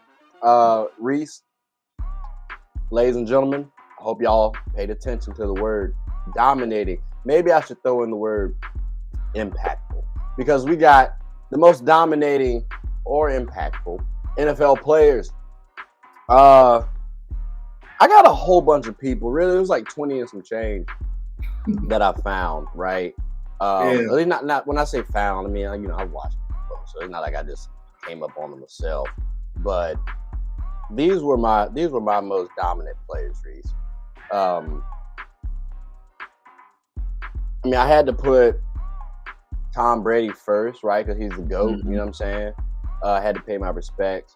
Then also we got Aaron Rodgers also. You also got Patrick Mahomes, Tyreek Hill, Micah Parsons, like I said. The Diggs brothers, that's Stephon and Trevon. Lamar Jackson, Saquon Barkley, CMC, Travis Kelce, Aaron Donald, Von Miller, Nick Bosa, TJ Watt, Derrick Henry, Myles Garrett, Matt Judon, DK Metcalf, Devontae Adams, and Mark Andrews. Those boys can get it, and it's crazy because, like, for example, Tyreek Hill, the man is extremely short in the NFL, but he's dominating off speed, and that's crazy. Like, is there anybody else for you that I missed? Did I miss anybody else? And I like what you did with it too, because I'm glad that you had a long list, because impact is so obscure, but at the same time, it's obviously we're talking about impact and winning. You know what I mean? So a guy like Derrick Henry, you know what I mean? Although he may not get that far with the Titans every year in terms of the playoffs, but he's still Derrick Henry. You know what I mean? Exactly. So no, you didn't miss anybody. And I mean, out of the names, I mean, I probably could find 5 more guys, because I mean, really impacting a game like football, it's a lot of special players in the league. Yeah, I let me move from this one, because that was my Panthers in the Super Bowl. I don't like that one. That was Von Miller. Forget him. But impact, dominance, like it's a little subjective, but I think a lot of these players will come up on a lot of people's lists at the end of the day, offensively and defensively. And I think people think about, the touchdowns, right? Like, excuse me, it's just like in basketball. We think about scoring, but someone like Draymond, Ben Simmons, like, they dominated in the game from a defensive standpoint. Rudy Gobert, he dominated for a little bit from a defensive standpoint. So, I mean, it's the same thing in the NFL. Like, if you don't have Aaron Donald on your team, Rams, you don't win. Sorry. Like, I know OBJ is cool. We just talked about him, right? Like, OBJ is that star power. OBJ is not he didn't win you the game. Right. He wasn't the most dominant, impactful player. Right. So, and OBJ did not make my list also. So, I mean, great player. Like, again, the catch, phenomenal. Won't ever forget it. It's beautiful. When I was watching it to do the highlights, I was like, damn, that really was impressive. Like, buddy really, like, leaned back to catch that. Like, that's crazy. Like, I imagine trying to do that with a basketball on the court, and I'm like, you know what? that might just go out of bounds. I don't know what to tell you. Like, he Right. did that mid-game, like in-game for a touchdown like that, but not on my dominant list. So, is there anybody young that you think has potential to make your most dominant list? Like, this is now where you can throw in someone off your Eagles. I'm just saying. Well, I mean, so not a stretch. Dallas Goedert is arguably already the number 4 tight end in the league. I don't feel like that's a stretch. I feel like he's behind Kelsey, Andrews, and Kittle, and that's it. Hawkinson? I think he is above TJ. I'm not knocking TJ. I just think he is above TJ. I do. Okay. In terms of overall impact of a tight end, blocking, everything, because we run the ball in Philly. He blocks, he catches the ball. I mean, impact. I would say he's number 4 personally, but I don't know. Yeah, that might be a little biased too, because I do know Hawkinson also blocks and catches the ball pretty well his damn self. But I will say too, I have not studied Goddard, so you might have something there that I just don't know about. But dominant though, okay. Like, when would you expect him to be dominant, Goddard wise? I mean, when would you expect Goddard to be dominant? That's a tough question. Because, I mean, Mark Andrews and Kelsey are here for a little bit. So, I mean. So, can you not have multiple? I mean, you got multiple players dominating at a position. Yeah. But once you get out of the top 3, you're not there, right? I feel you. I didn't put any. It was only Mark Andrews and Travis Kelsey at the tight end spot for me that were dominant. Like. Yeah, I see it because, even the 49ers office doesn't have a place for Kittle to dominate just because of how they move. You know what I'm saying? Like, they got CMC and all them boys. Like, it's literally, you know what I'm saying? So, yeah, like, I don't know. Like, it's almost like you got to be able to carry a team almost. I feel like the ones that are dominant are usually, especially for a game like football, are the ones that are like, I mean, to start off with, the ones that are most physically gifted, period. Like you mentioned, Tyreek Hill speed. You know what I mean? Small for the NFL, but I mean, the man got engines in his toes. You know what I mean? Like, that boy gets light. So when it comes to things like that, so then it's like, once you get past those guys, it's like, all right, now who really makes those differences? I mean, look at this guy, man, tank. It's just crazy. It's crazy. Like, it's just ridiculous. This man is my height, but 3 times of me. Like, it's wild. You see what I'm saying? People, and you know what? A guy like Derrick Henry in a sport like football will make the common person say, why don't everybody put a guy that big at running back? You know what I mean? That's something that a common person. Not everybody can be that big, though, and do what he does. It's a special type of player. It's a special type of player. Exactly. This. Again, my Panthers. Let me click off this one. Yeah. Actually, you know what? Get your highlight in, Miles. Cause that's on Baker. I'm cool with that. This man right here, though, he be doing a little too much. You think Jalen Ramsey? I think he was dominant. Not currently, though. Maybe, like, it's a lot more than just him and Aaron. You know what I'm saying? Like, they're not. You can blame them a little bit. Because in order for the Rams to be successful, they do need to be dominant. But like they had a few issues also throughout the season too, so I don't put it all on him. But like a couple seasons ago, I maybe even last season, you could say, oh yeah, Jalen Ramsey was dominant, or definitely before last season, But then like he started to get exposed a little bit, so I maybe he starts dipping, but he's a candidate for certain. He's definitely a candidate for certain. In terms of young guys, I don't know. I mean, I feel like if you were dominating, if you were gonna dominate, you're dominating. You know what I mean? Like, dominate. That's when I think of words like dominate. I think of dominate and impactful separate. Dominate. Okay. You know what I mean? That's fair. Dominate. Because that's why.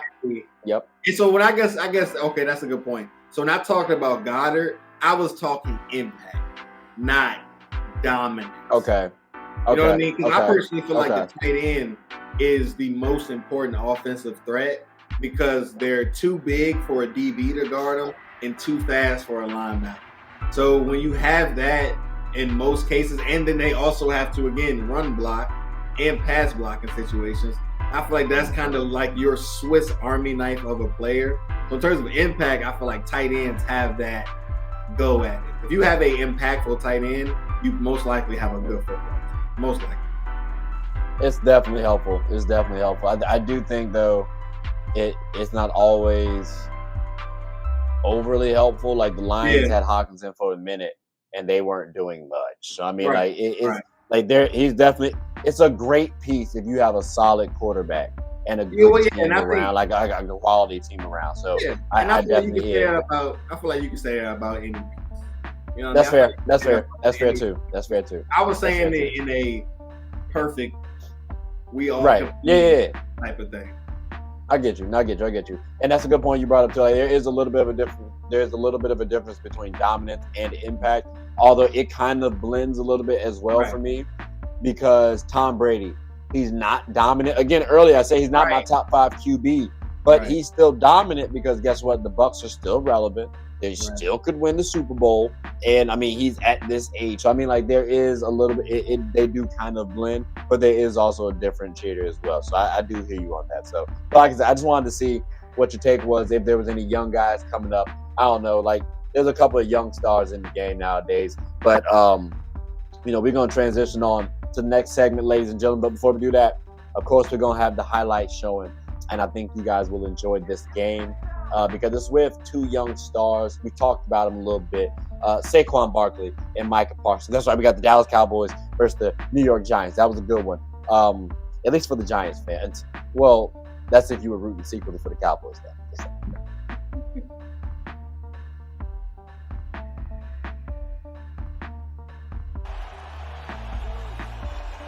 Started out with a pass, and right underneath the Cager, who's got easy yards up across the 40 and out to the 44.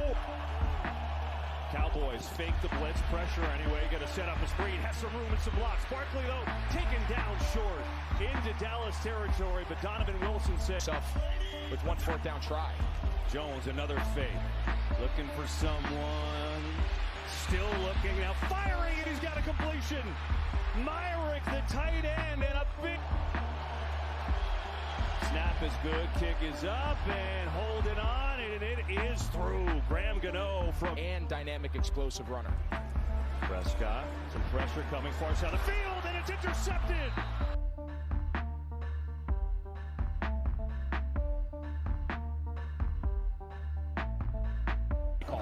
Jones to throw, pressure around the middle, Jones unloaded, looking for Darius Slayton, he jumps, and he holds it in! Darius Slayton is down at the wall! Earlier there was a near miss.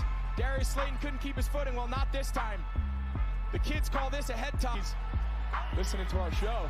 Jumbo formation, Barkley right up and in! Touchdown Giants!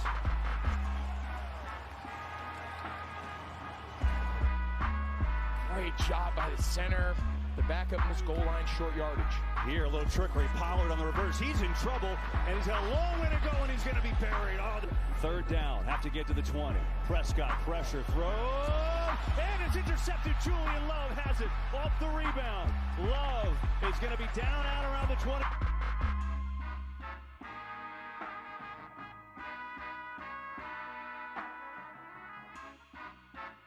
In this offense, they've more than done their part today.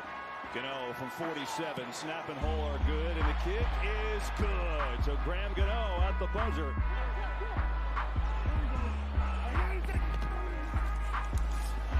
Near side, not much. Leonard Williams all over that tackle. 3rd and goal.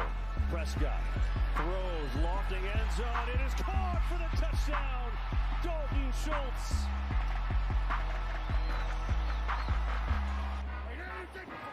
Blitz coming, picked up. Prescott looking to run, throws across his body downfield. Oh, Lamb, a one-hander. And the defense number 30, that penalty's decline. First down. Great job by Dak Prescott getting out of the pocket. They brought pressure up the middle, but look at on Prescott. Blitz coming, loads up, going for it all. Gallup! incomplete. On a catch. Fake to Elliott. Prescott back foot throw. Caught. Schultz in. Touchdown Dallas. Weapon for this late season push is pretty scary. No Barkley here. It's Brightwell against Gary. Huge hole. Gary Brightwell first down and cuts up across the 40. Wow, that was a monstrous hole on the left side. Taylor Heineke at quarterback. Cowboys have 2 touchdown drives in this second half. This time Lamb goes nowhere. Good to see Leonard Wood. Allows guys like me to do this. Fake. Prescott has plenty of time. Ferguson wide open. Look at him go. Jumping over people at the 30 and then head down. Minute. Giants come with the blitz. 3rd and long. Prescott in trouble. Unloads it. It's caught. Lamb inside the 10 and tackled down at the 2. Guys in the stands. That was fun. That was awesome. How great was that? Here's a little give. Oh, it's his National Tight Ends Day. Hayden Hendershot on the run. And Giants 12 seconds ago. Jones throwing end zone and James is in. So you need a miracle upon miracles. The game's not over just yet. Little rub route. Defense calls it a pick. Offense, we call it a rub. Either way, he called a touchdown. See the job there by Darius Slayton, just running interference, and Daniel Jones.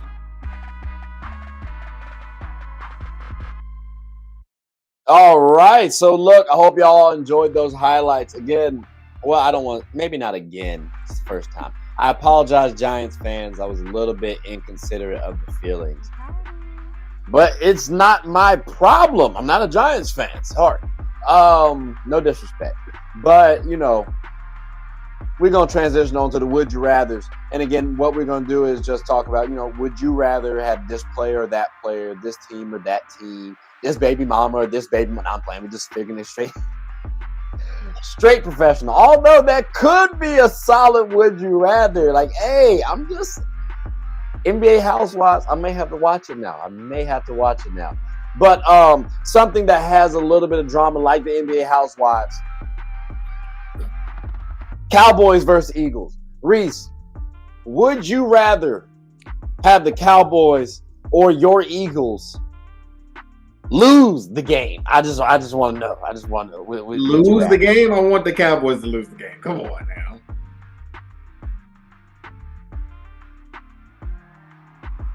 Terrific to start with. Second down inside throw and on the run. It's complete to Devontae Smith. Miles Sanders the back. Hurts back to throw. Pressure comes up the middle and he'll be twisted. And 2nd and 7. Rush. Flushed. Throws on the incomplete. First down. Take advantage. Rushing 4 on 3rd and 4. Rushes passes. Dallas brings 4 inside and it's caught. Nearly intercepted. Hurts. Brown. First down a lot more. To the 26. Parsons on the edge closest to you. Hurts steps up, throws underneath. A lot of space for Brown to get. He will not get there. He'll be on 5 of those 12 passes. Watkins in motion. Sanders on the run to the end zone. Touchdown, Philadelphia. Miles Sanders. Come on now. What? Okay. Now, realistically though, because I do have some questions, right? Y'all played them with Cooper Rush. I keep wanting to say Cooper Cup, but he picked a good name. But y'all barely beat him with Cooper Rush. We dominated the first half. I hear you, but barely beat him.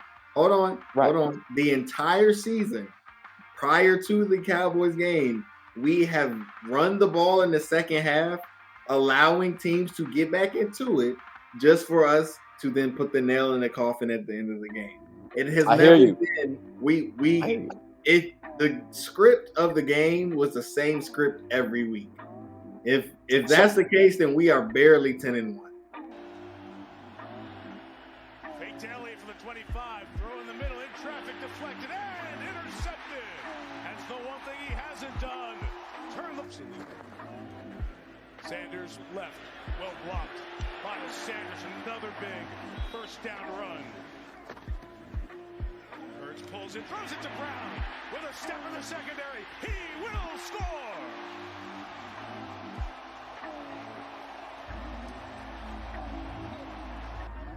Again, Kenneth Gainwell the back on 3rd down. Hurts will pull it. He'll get rid of it, pitch it back as Quez Watkins stayed over the injury.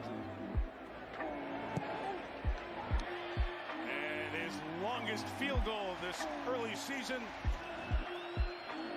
Controlling the point there. It opens up there for Pollard. Bounces off a tackle, gets a first down to around the thinner for the moment. Middle of the field open, 3rd and 9. Rush throws, intercepted by Slay. And Slay picking up blocks, thrown down at the 46. What a start, 5-0. And rolling here in game 6. Inside throw to Devontae Smith.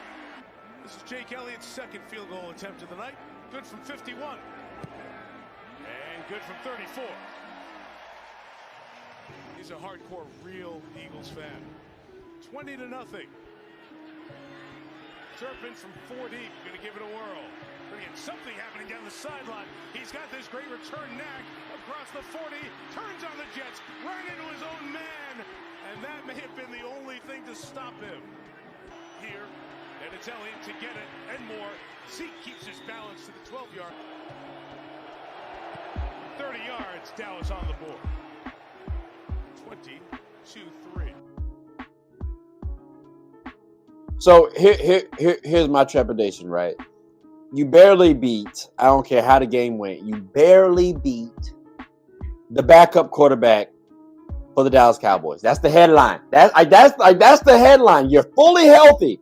Y'all ain't got nothing wrong with you. And you barely beat them. Now they healthy. They ain't got nothing wrong with them. We ain't healthy. And they could bring in OBJ. So, but we're not talking about what they might do. We're gonna talk about what they got, right? With what they got, you don't have any trepidation they're gonna beat y'all? No. Really? Really? I really don't. That's I mean, crazy. I feel like their defense is really good. I feel like we run the ball really well. If we stick to our script, Y'all gonna lose. we got a chance, all right? We got a good we got a chance. That's crazy. Space to throw, and he gets it to the tight end, Jake Ferguson, the rookie out of Wisconsin. Goes Zeke up the middle, twisting, spinning, got a first down. Out of Clemson in his 3rd year. It's the guy in from Gardner Johnson. Zeke's got a block. Zeke on the run. Ezekiel Elliott will score. Looks like he's trying to find some way to test it, see if he can get out there. Rush, protected well, throws complete to Lamb at midfield. Final 90 seconds of what's been a good Dallas quarter. 5 in the pattern for Rush. Gets rid of it. CeeDee Lamb gets a block downfield and gets a first down with that block. Snap came back slow. Elliott on the run. Able to twist and turn, and they'll set up 3rd and 2 when the 4th quarter begins. Good run by Ezekiel. The extra lineman lines up to lead block. Rush fakes it, throws it. Ferguson, the move, the end zone. The Cowboys within 4. Jake Ferguson. Career touchdown number 1. There's Parsons right over here. 2nd and 9, a throw here by Hurts, caught. A.J. Brown made a man miss. Brown inside the 10-yard line. Parsons takes him down at the 6. 1st and goal for Philadelphia. Just the 3rd completion of the 2nd half. Eagles go quick. Hurts reads it, throws it. Touchdown, Devontae Smith. To an 11-point lead. And on the inside, Miles Sanders is stopped. So it remains a 9-point game. Rush downfield. CeeDee Lamb open. It's underthrown. And it's scooped and intercepted. C.J. Gardner-Johnson hurt his hand earlier in this half. He's okay. He's more than okay. From the 35 rush, away from Graham. Found CeeDee Lamb on the run. Lamb to the 40-yard line, goes down there. Gets the ball right back to the center. Did that in 2019. This is from 59 yards. It's got the length, and it's no good. Of the 04 Eagles, who went 7-0. And add to this list the 6. You thought you'd never see me again, didn't you? Listen, Linda. I think the Dallas Cowboys are coming back for a revenge game, right? They It's are a healthy. divisional game. And I hear you. I hear you. But y'all won the first game again, barely. But you did win, whether you win by 1 or 1 billion. You won. So it's a revenge game for the Cowboys. Playoffs is on the line more so for them than y'all because of y'all seeding right now. So I think they're gonna win this game, champ. Like they desperate, you know what I'm saying? And they got the talent. Reese, that's an equal marriage. Like, let me get it right there. That's an equal marriage. You see how I did that? That's one of my mentors' beers right there. But City State equal marriage. It's a dark wheat ale. It's all right, bro. I can't hold you. It's not bad. But I think that's a perfect marriage, an equal marriage for a W against your Eagles. They're not gonna be flying too much, Sham. I'm sorry. They got the shotgun and shot y'all down. But it's okay though. It's okay though.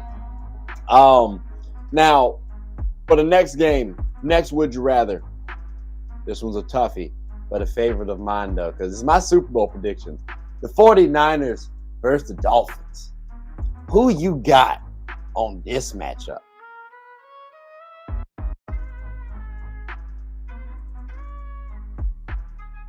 Things going with a quick throw down the seam, and it's Trent Sherfield. A big play on the first one. Home run. Play 1 to the house. What a start for the Dolphins. Sherfield right there. He's going to just drift up into the soft spot. The rotation right here. Deshaun Gibson, the poor angle, gets caught flat-footed as the opposite safety, and now it's just a foot race to the end zone. Against 49ers, he takes a lot of pride in having the identity and the plan B, whatever the game calls for. Garoppolo climbs the pocket, has McCaffrey. Defender fell. Niners took advantage. Javon Holland pushes him out. Turns it back to a 47-yarder for Robbie Gould, who pokes it through. And not do a whole lot of wholesale change. 3rd and 6, just a 4-man rush. They give him time. Sherfield off a tip. There's another one of those looks with everybody at the line of scrimmage. Purdy given time, and he completes it to McCaffrey. So fresh set of downs from the 15, back to McCaffrey. Christian down to 2, they get it off. Purdy looks to throw, huge check, touchdown, San Francisco.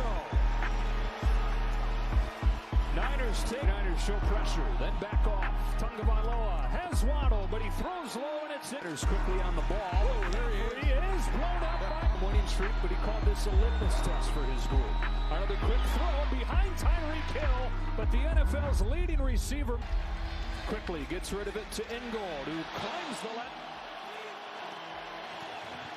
Tagovailoa looks to throw, he'll have no chance. Goal from Jason Sanders from 43. Looking to tie the game, and Sanders will. That program beating the odds by making the team, and now finding himself in the starting role or in the drop. 4th down and 4. Here comes the blitz. Purdy steps into it. Ayuk goes up. Howard. And it's really good coverage by Xavier Howard, trying to get that back shoulder, but not quite back. Dolphins offense so good this season, struggling to get going today. Tua looking up top, finds a window for River Creek. 49ers twist up front and get to Tagovailoa. Bosa again. Over the place for the Dolphins pre-snap. How many did they bring here? It's a screen. McCaffrey trying to gash it. Christian McCaffrey makes the game. One more shot for the Niners. Purdy underneath for the touchdown. It's McCaffrey.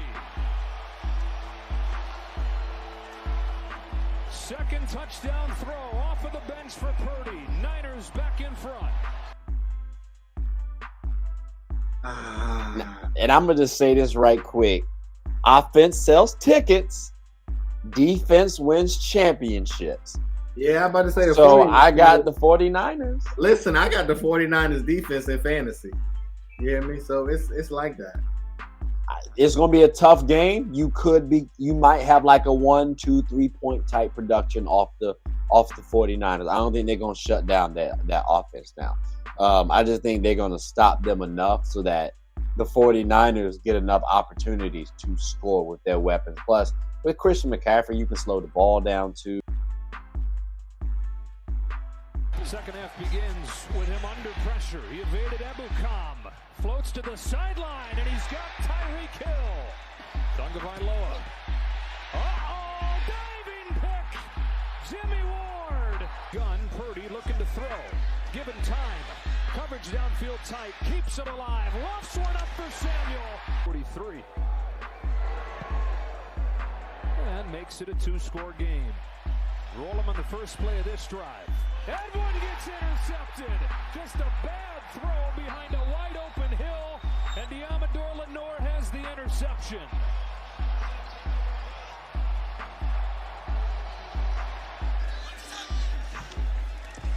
Purdy scans the field, checks it down. McCaffrey. Gold hits another. And it's a 13. Taking Tua over Jimmy G or Jimmy G over Tua. I feel like it comes down to I think Tua is the better quarterback for me. Again, Tua's in my top 5. Jimmy's a solid enough game manager where I like his weapons. Again, he's on a good team. He's in a good situation. Unless someone gets injured, it's Jimmy's to lose. But Tua is one of the guys in a good situation that could beat Jimmy G though. So on 1st and 10. Again, well protected. Here's a deep ball. Launch Hill. Perfectly dropped in. Touchdown Dolphins. Show pressure, then back off. Rushing just 4. Still get home. Throws incomplete. They do snap it. Tagovailoa throws and gets a first down. Tyreek Hill. Never a doubt. Play action. Purdy has Kittle. First down, San Francisco. Beating out of the timeout from the 41. McCaffrey cuts it back into the clear. Christian McCaffrey inside the 15, down to the 11. Robbie Gould. Doesn't matter. Automatic. Down 9 with 2 to go. Tagovailoa hit as he throws. Ball is out. Ball is live. And it is a touchdown for Dre Greenlaw.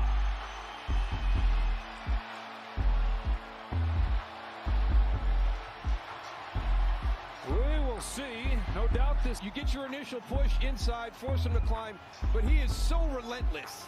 You can see him get that ball punched out before the hand comes forward. You go back and you watch, it's on the cusp of field goal range. It's a Nick Bosa sack that takes him out of field goal range. It's a critical 3rd down. It's a tackle. This is Tua Tagovailoa in a 16-point game with a minute 53. He'll load up and throw an interception right in the arms of Fred Warner. Now Warner has his eyes set downfield. He's tackled by Durham. Niners, meanwhile, you cross your fingers about Jimmy Garoppolo. You're very encouraged. Got to be about Brock Purdy, but boy, this starts a stretch of 4 straight games against playoff contenders.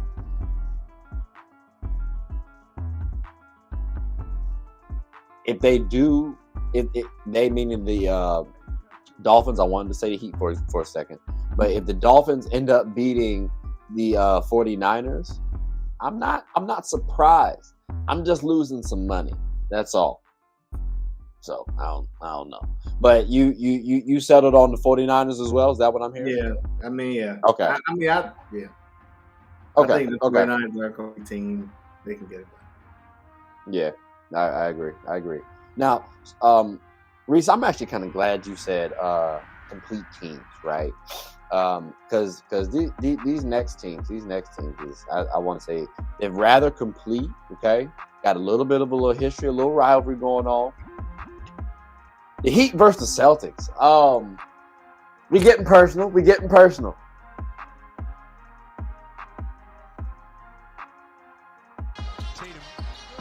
Martin out on him. Here's a cut you're looking for in two. Tatum not to beat his out. Holy cow. What makes that list even more impressive, Mike? No Tatum. No Tatum.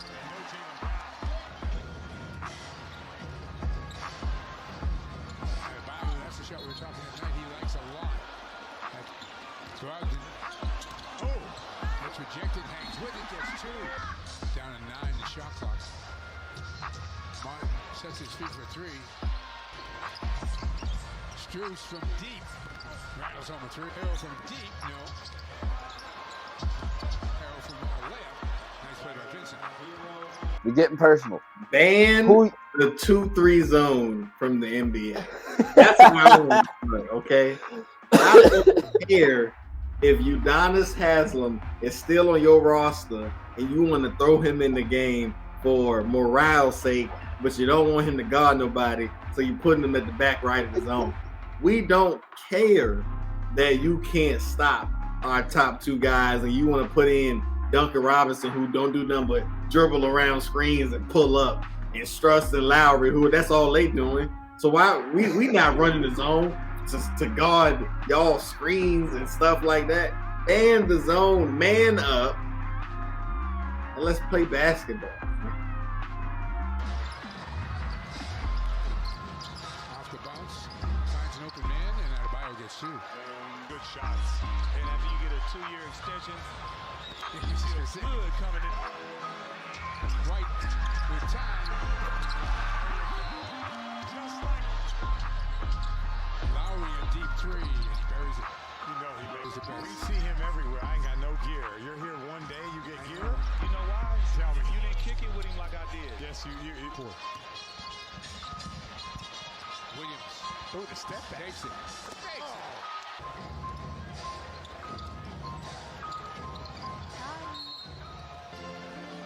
Gets it back. Out with the left-handed dribble, puts it up and in.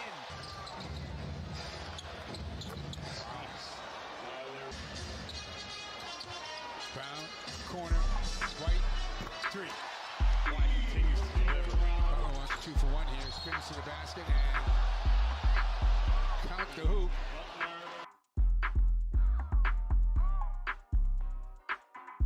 So it sounds like you're a little worried about that zone thing.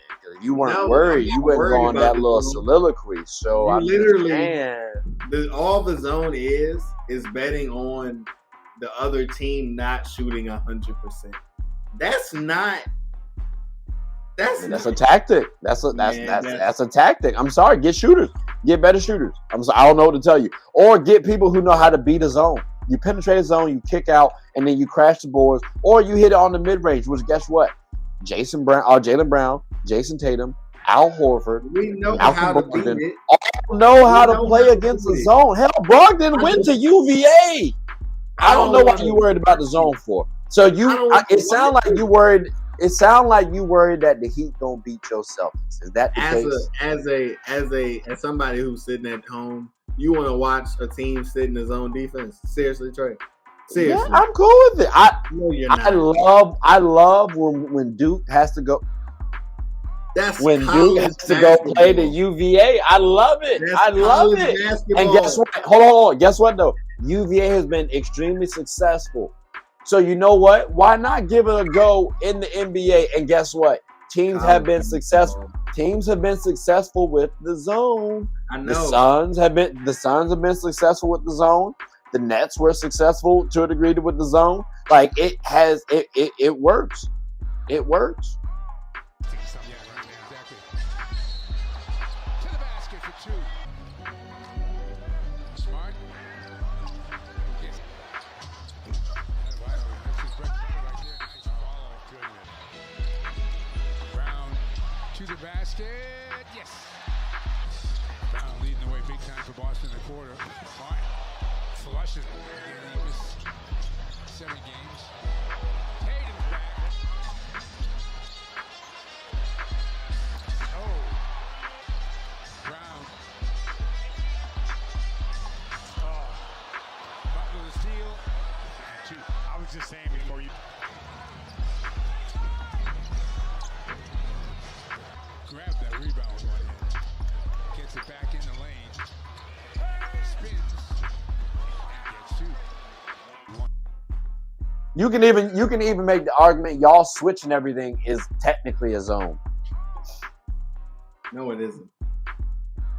I say you can make the argument. We switch. And you can make the argument. Y'all switch everything. I get you. I get you. Off ball screens, on ball screens, brush screens, shadow screens, sunscreen. Everything. We switch it. But it's technically like a zone again. Y'all just moving around a little bit more. A lot more, actually. A lot more. But Okay, so your 2-3 zone is never gonna have your guard intentionally guarding the other team's center. There they are right there. Fast break for the Celtics. Assist for the Celtics. Oh. Hero pulls up, drains the three. Control of the game, but then you turn around and look up, and they're right there. Yeah, striking distance. And Bayo, a chance now. Again, 2 more. Tries to bully his way to the basket. He does. He gets 2. Turnaround. 2. Tatum is looking for it. Gets it. And Bayo up ahead. Lowry numbers big time. Oh, great block. But the follow goes. Let them play. Don't play and get a set defense. You see, that's when they can use their hands, use their legs. Horford. Oh, Underneath. Great look.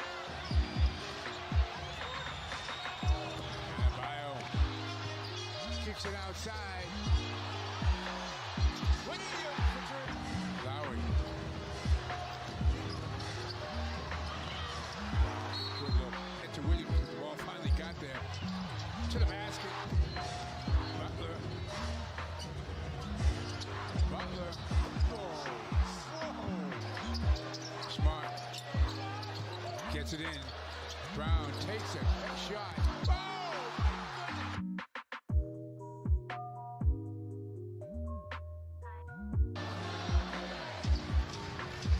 Brown, pull up. Jason goes the other way to the basket, hangs in the air. No, back around again. Yes. Butler for 2. Butler pulls up. Wow. Outside. Marcus can't hit the 3. And the Celtics drop the final game of the homestand.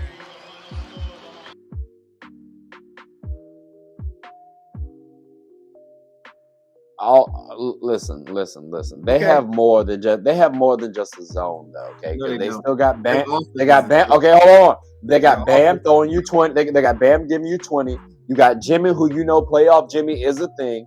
Kyle Lowry is still respectable.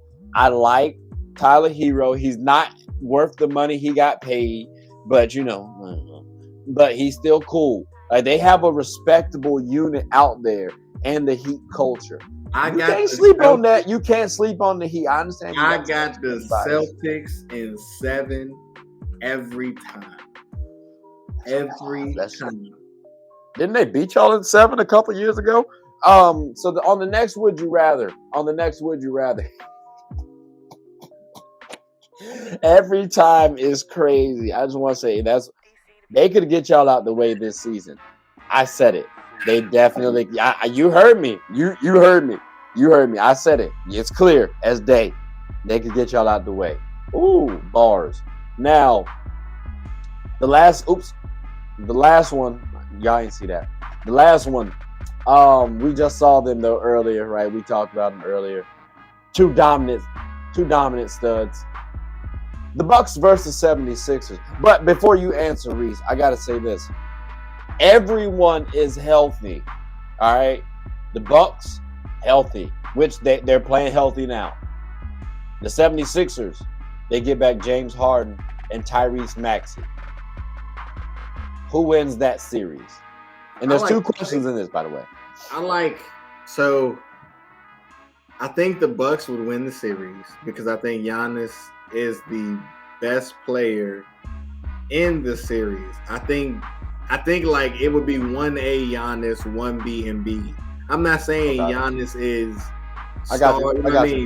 miles ahead of Embiid. I just do think he currently is the best player. He's better rated. Yeah, I got you. Right. And so then you have to go, all right, so where does the second and third match up?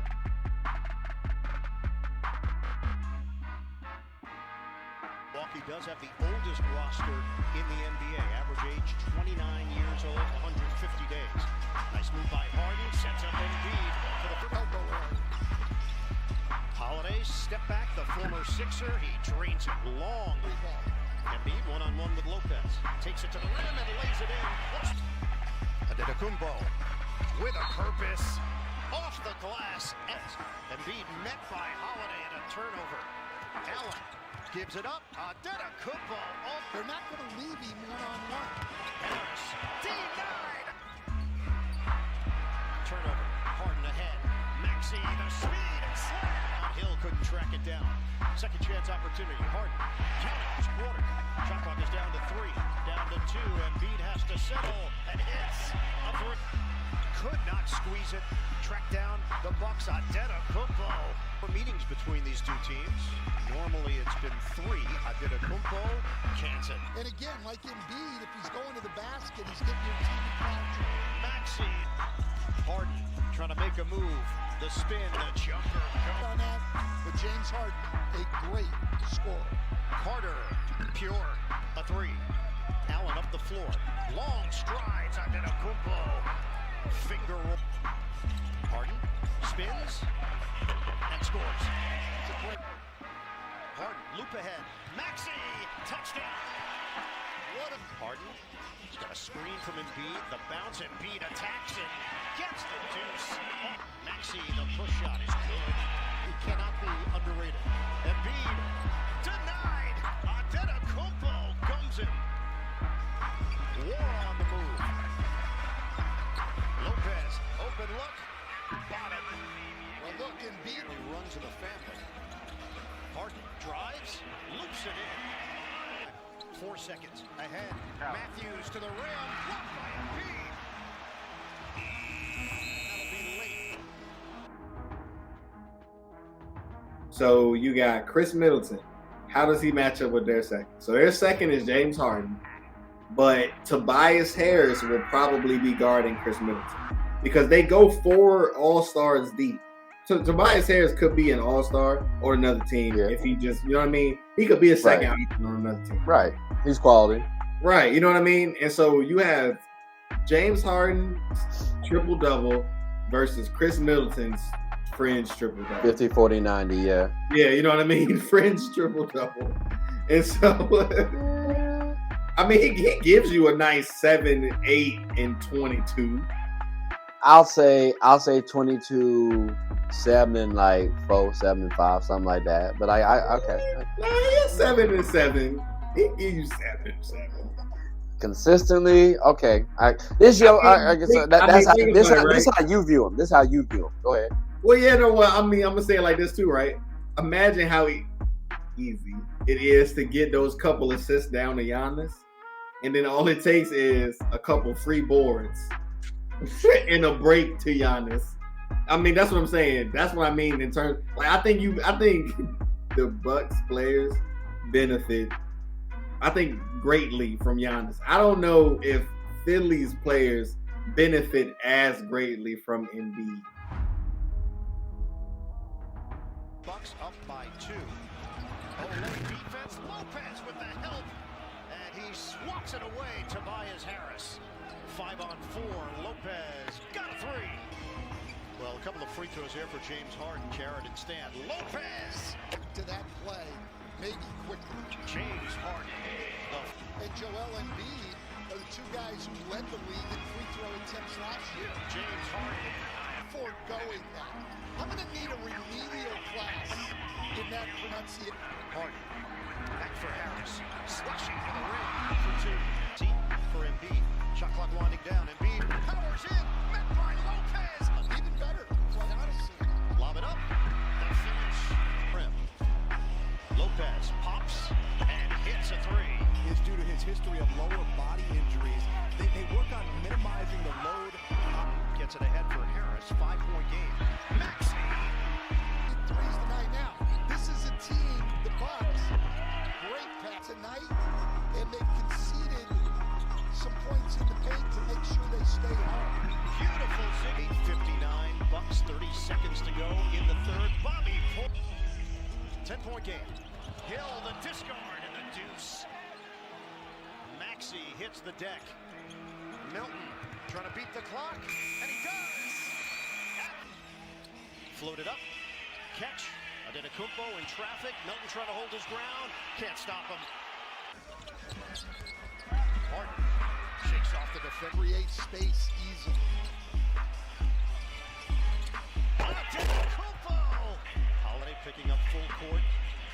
through the first wave and flips it in. Harden makes his move. Fadeaway is good. After the game. 80-73 Milwaukee. The Bucks just coughed it up. Harris jams it through. But he's dream. They achieved it. Holiday blocked by Harris. It's a 9-0 run. And the Sixers looking for more. Harden, stop and go. Floated up and in. Pushed down the floor. Ball was tipped and scooped up by Tucker. Up ahead. Baseball pass to Harden. The 70s floor.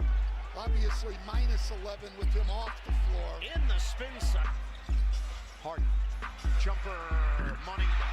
Actually had a chance to defend their title. Embiid back for Harden. The jumper. Kaboom. Drive. Kick. Harden. Shot clock winding down. Jumper. Yes, sir. It's in defensively on Holiday. 7 to shoot. Allen comes to the rim. Adetokounmpo. Hands to Allen. The drive. Kick. Matthews for the lead. It's good. I'd lean toward making the free throw where I can't get beat, but that was perfect. It's over. The Bucks come into Philadelphia and get the win.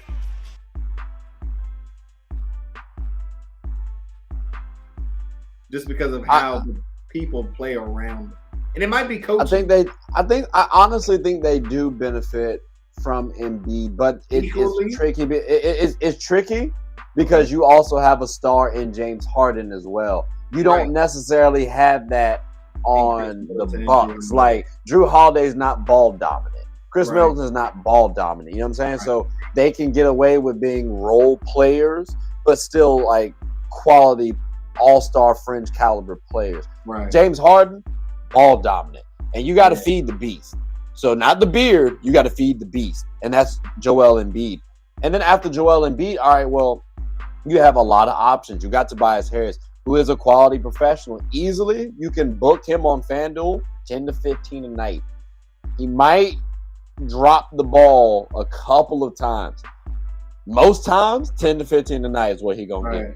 And especially in the role that he's in. Especially in the role he's in. Because you got Tyrese Maxey coming in with 20. So I'm like, the only thing they're missing is Joel Embiid making that additional pass or taking on that Jokic role where he's controlling the game too. But once he does that, I want to see what James Harden does because it's the same thing with Luka. I want to see you play off the ball a little bit more. Like they had a different guard opposed to Tyrese Maxey. We might talk a little differently. I think they have to figure out who the fifth player is going to be. It's PJ Tucker.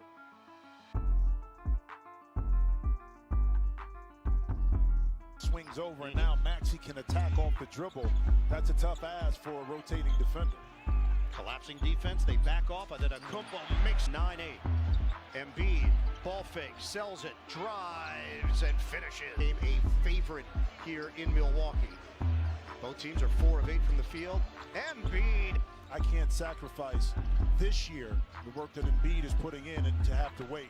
Embiid defended by Ibaka, who's in for the Bucks. New pickup. Embiid. Oh, Ibaka thought he was going to get a dunk. Embiid got a piece of it. Running the floor. Wow. Embiid. It's not taking anything away from Tobias, but when James Harden gets to the floor, oh my God. Doc Rivers said it's going to be interesting to see how it all plays out. Adetokounmpo drive. Bank shot. Good. There. Giannis proved that it does. A running start.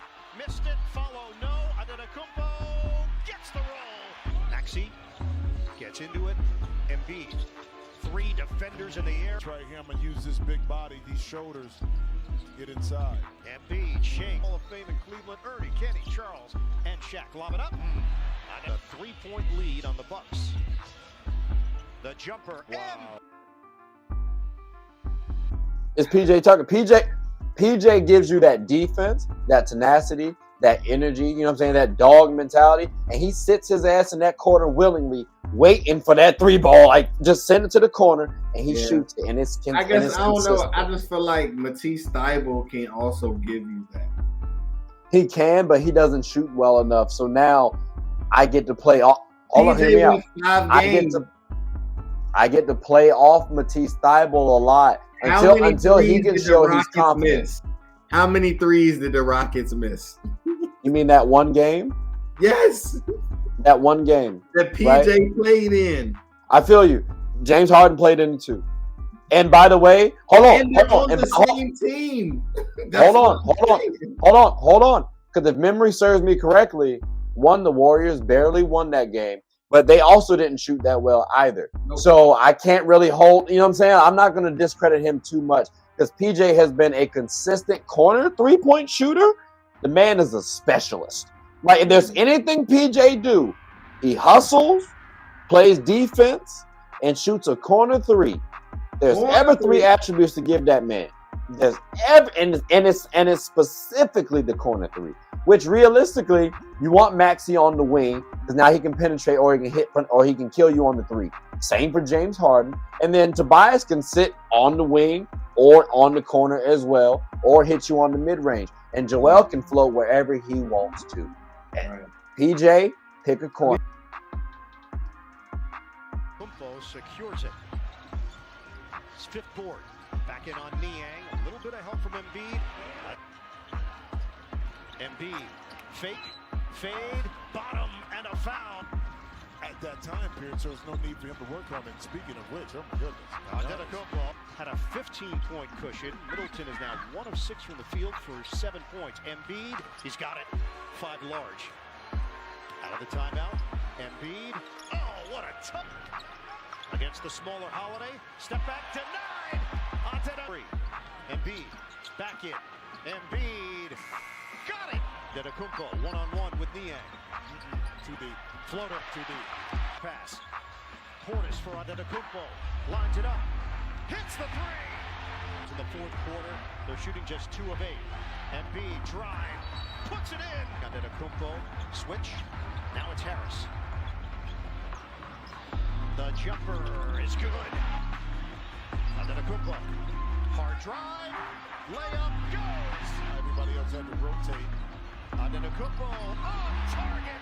Sixers down by 1. Isolation. Embiid over Portis. Book.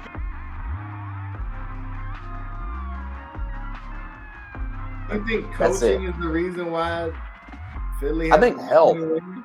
I think health personally, because Joel Embiid didn't look like he was in shape or healthy early on in the season. And then when Joel Embiid gets right, James Harden goes down. Then Maxey goes down. So I'm like, and they're still trying to figure out their bench too. So that's how I look at it. But I don't know. Like Doc is on the hot seat though too. I think. Do you think Doc's on the hot seat also? Yeah, for sure. Okay, for sure. I feel that. It's just nature of the business. Like it's unfortunate, but this is his last chance, and it makes sense too. You've had a good run, but I mean, my boy, you've had enough chances, and I like you. Like, but I hope he get. A lot of people don't like him. I honestly, I hope this man, and I want the Nets to get to the finals, and that's another discussion for another day. I hope this man gets to the finals solely because I don't want to hear Jordan say, "I told you." That's it. Like, because he's always been like, "Oh, he's trash." I'm like, he's good, bro. Like, chill. Might have to start looking at Doc a little differently now. Like, tough. It's tough, man. It's tough. Imagine Ime coaching that Sixers team. I know. Would they let him go there? I guess because he almost went to the Nets. So I guess that might.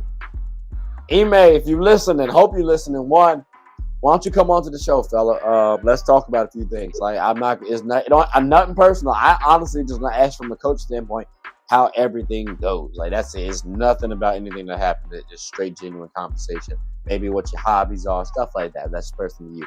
But Philly might be a job for you. That's what my man Reese said. And I actually don't support that message. Look at the Lakers first, please, if you get a chance. Like, we'll even let Darvin Ham go to the 76ers. We'll do that. I don't want to lose man a job. But no, Reese, that's actually a good move the whole time. And, I like that. I like that a lot. So we may have to we'll ask Freddie about that one, see how it shakes. Maybe the 76ers can be a contender with Ime. So but it'd be tragic for you. But Reese, I appreciate this. I appreciate this, my guy. I definitely appreciate this, my boy. You got anything you want to say to the folks before we close on out? Hey, man, just keep tuning in. We're gonna keep chatting. Let's get it. Big facts, big facts. I greatly appreciate you again. Tyrese, I appreciate you again. Can you hear me? No. We'll deliver the message. Gotcha. All right, everybody. Well, I hope you all enjoyed it. Please stay tuned. And hey, we will see you all next time. More than likely it'll be soon. So, but yeah, stay tuned. Take care.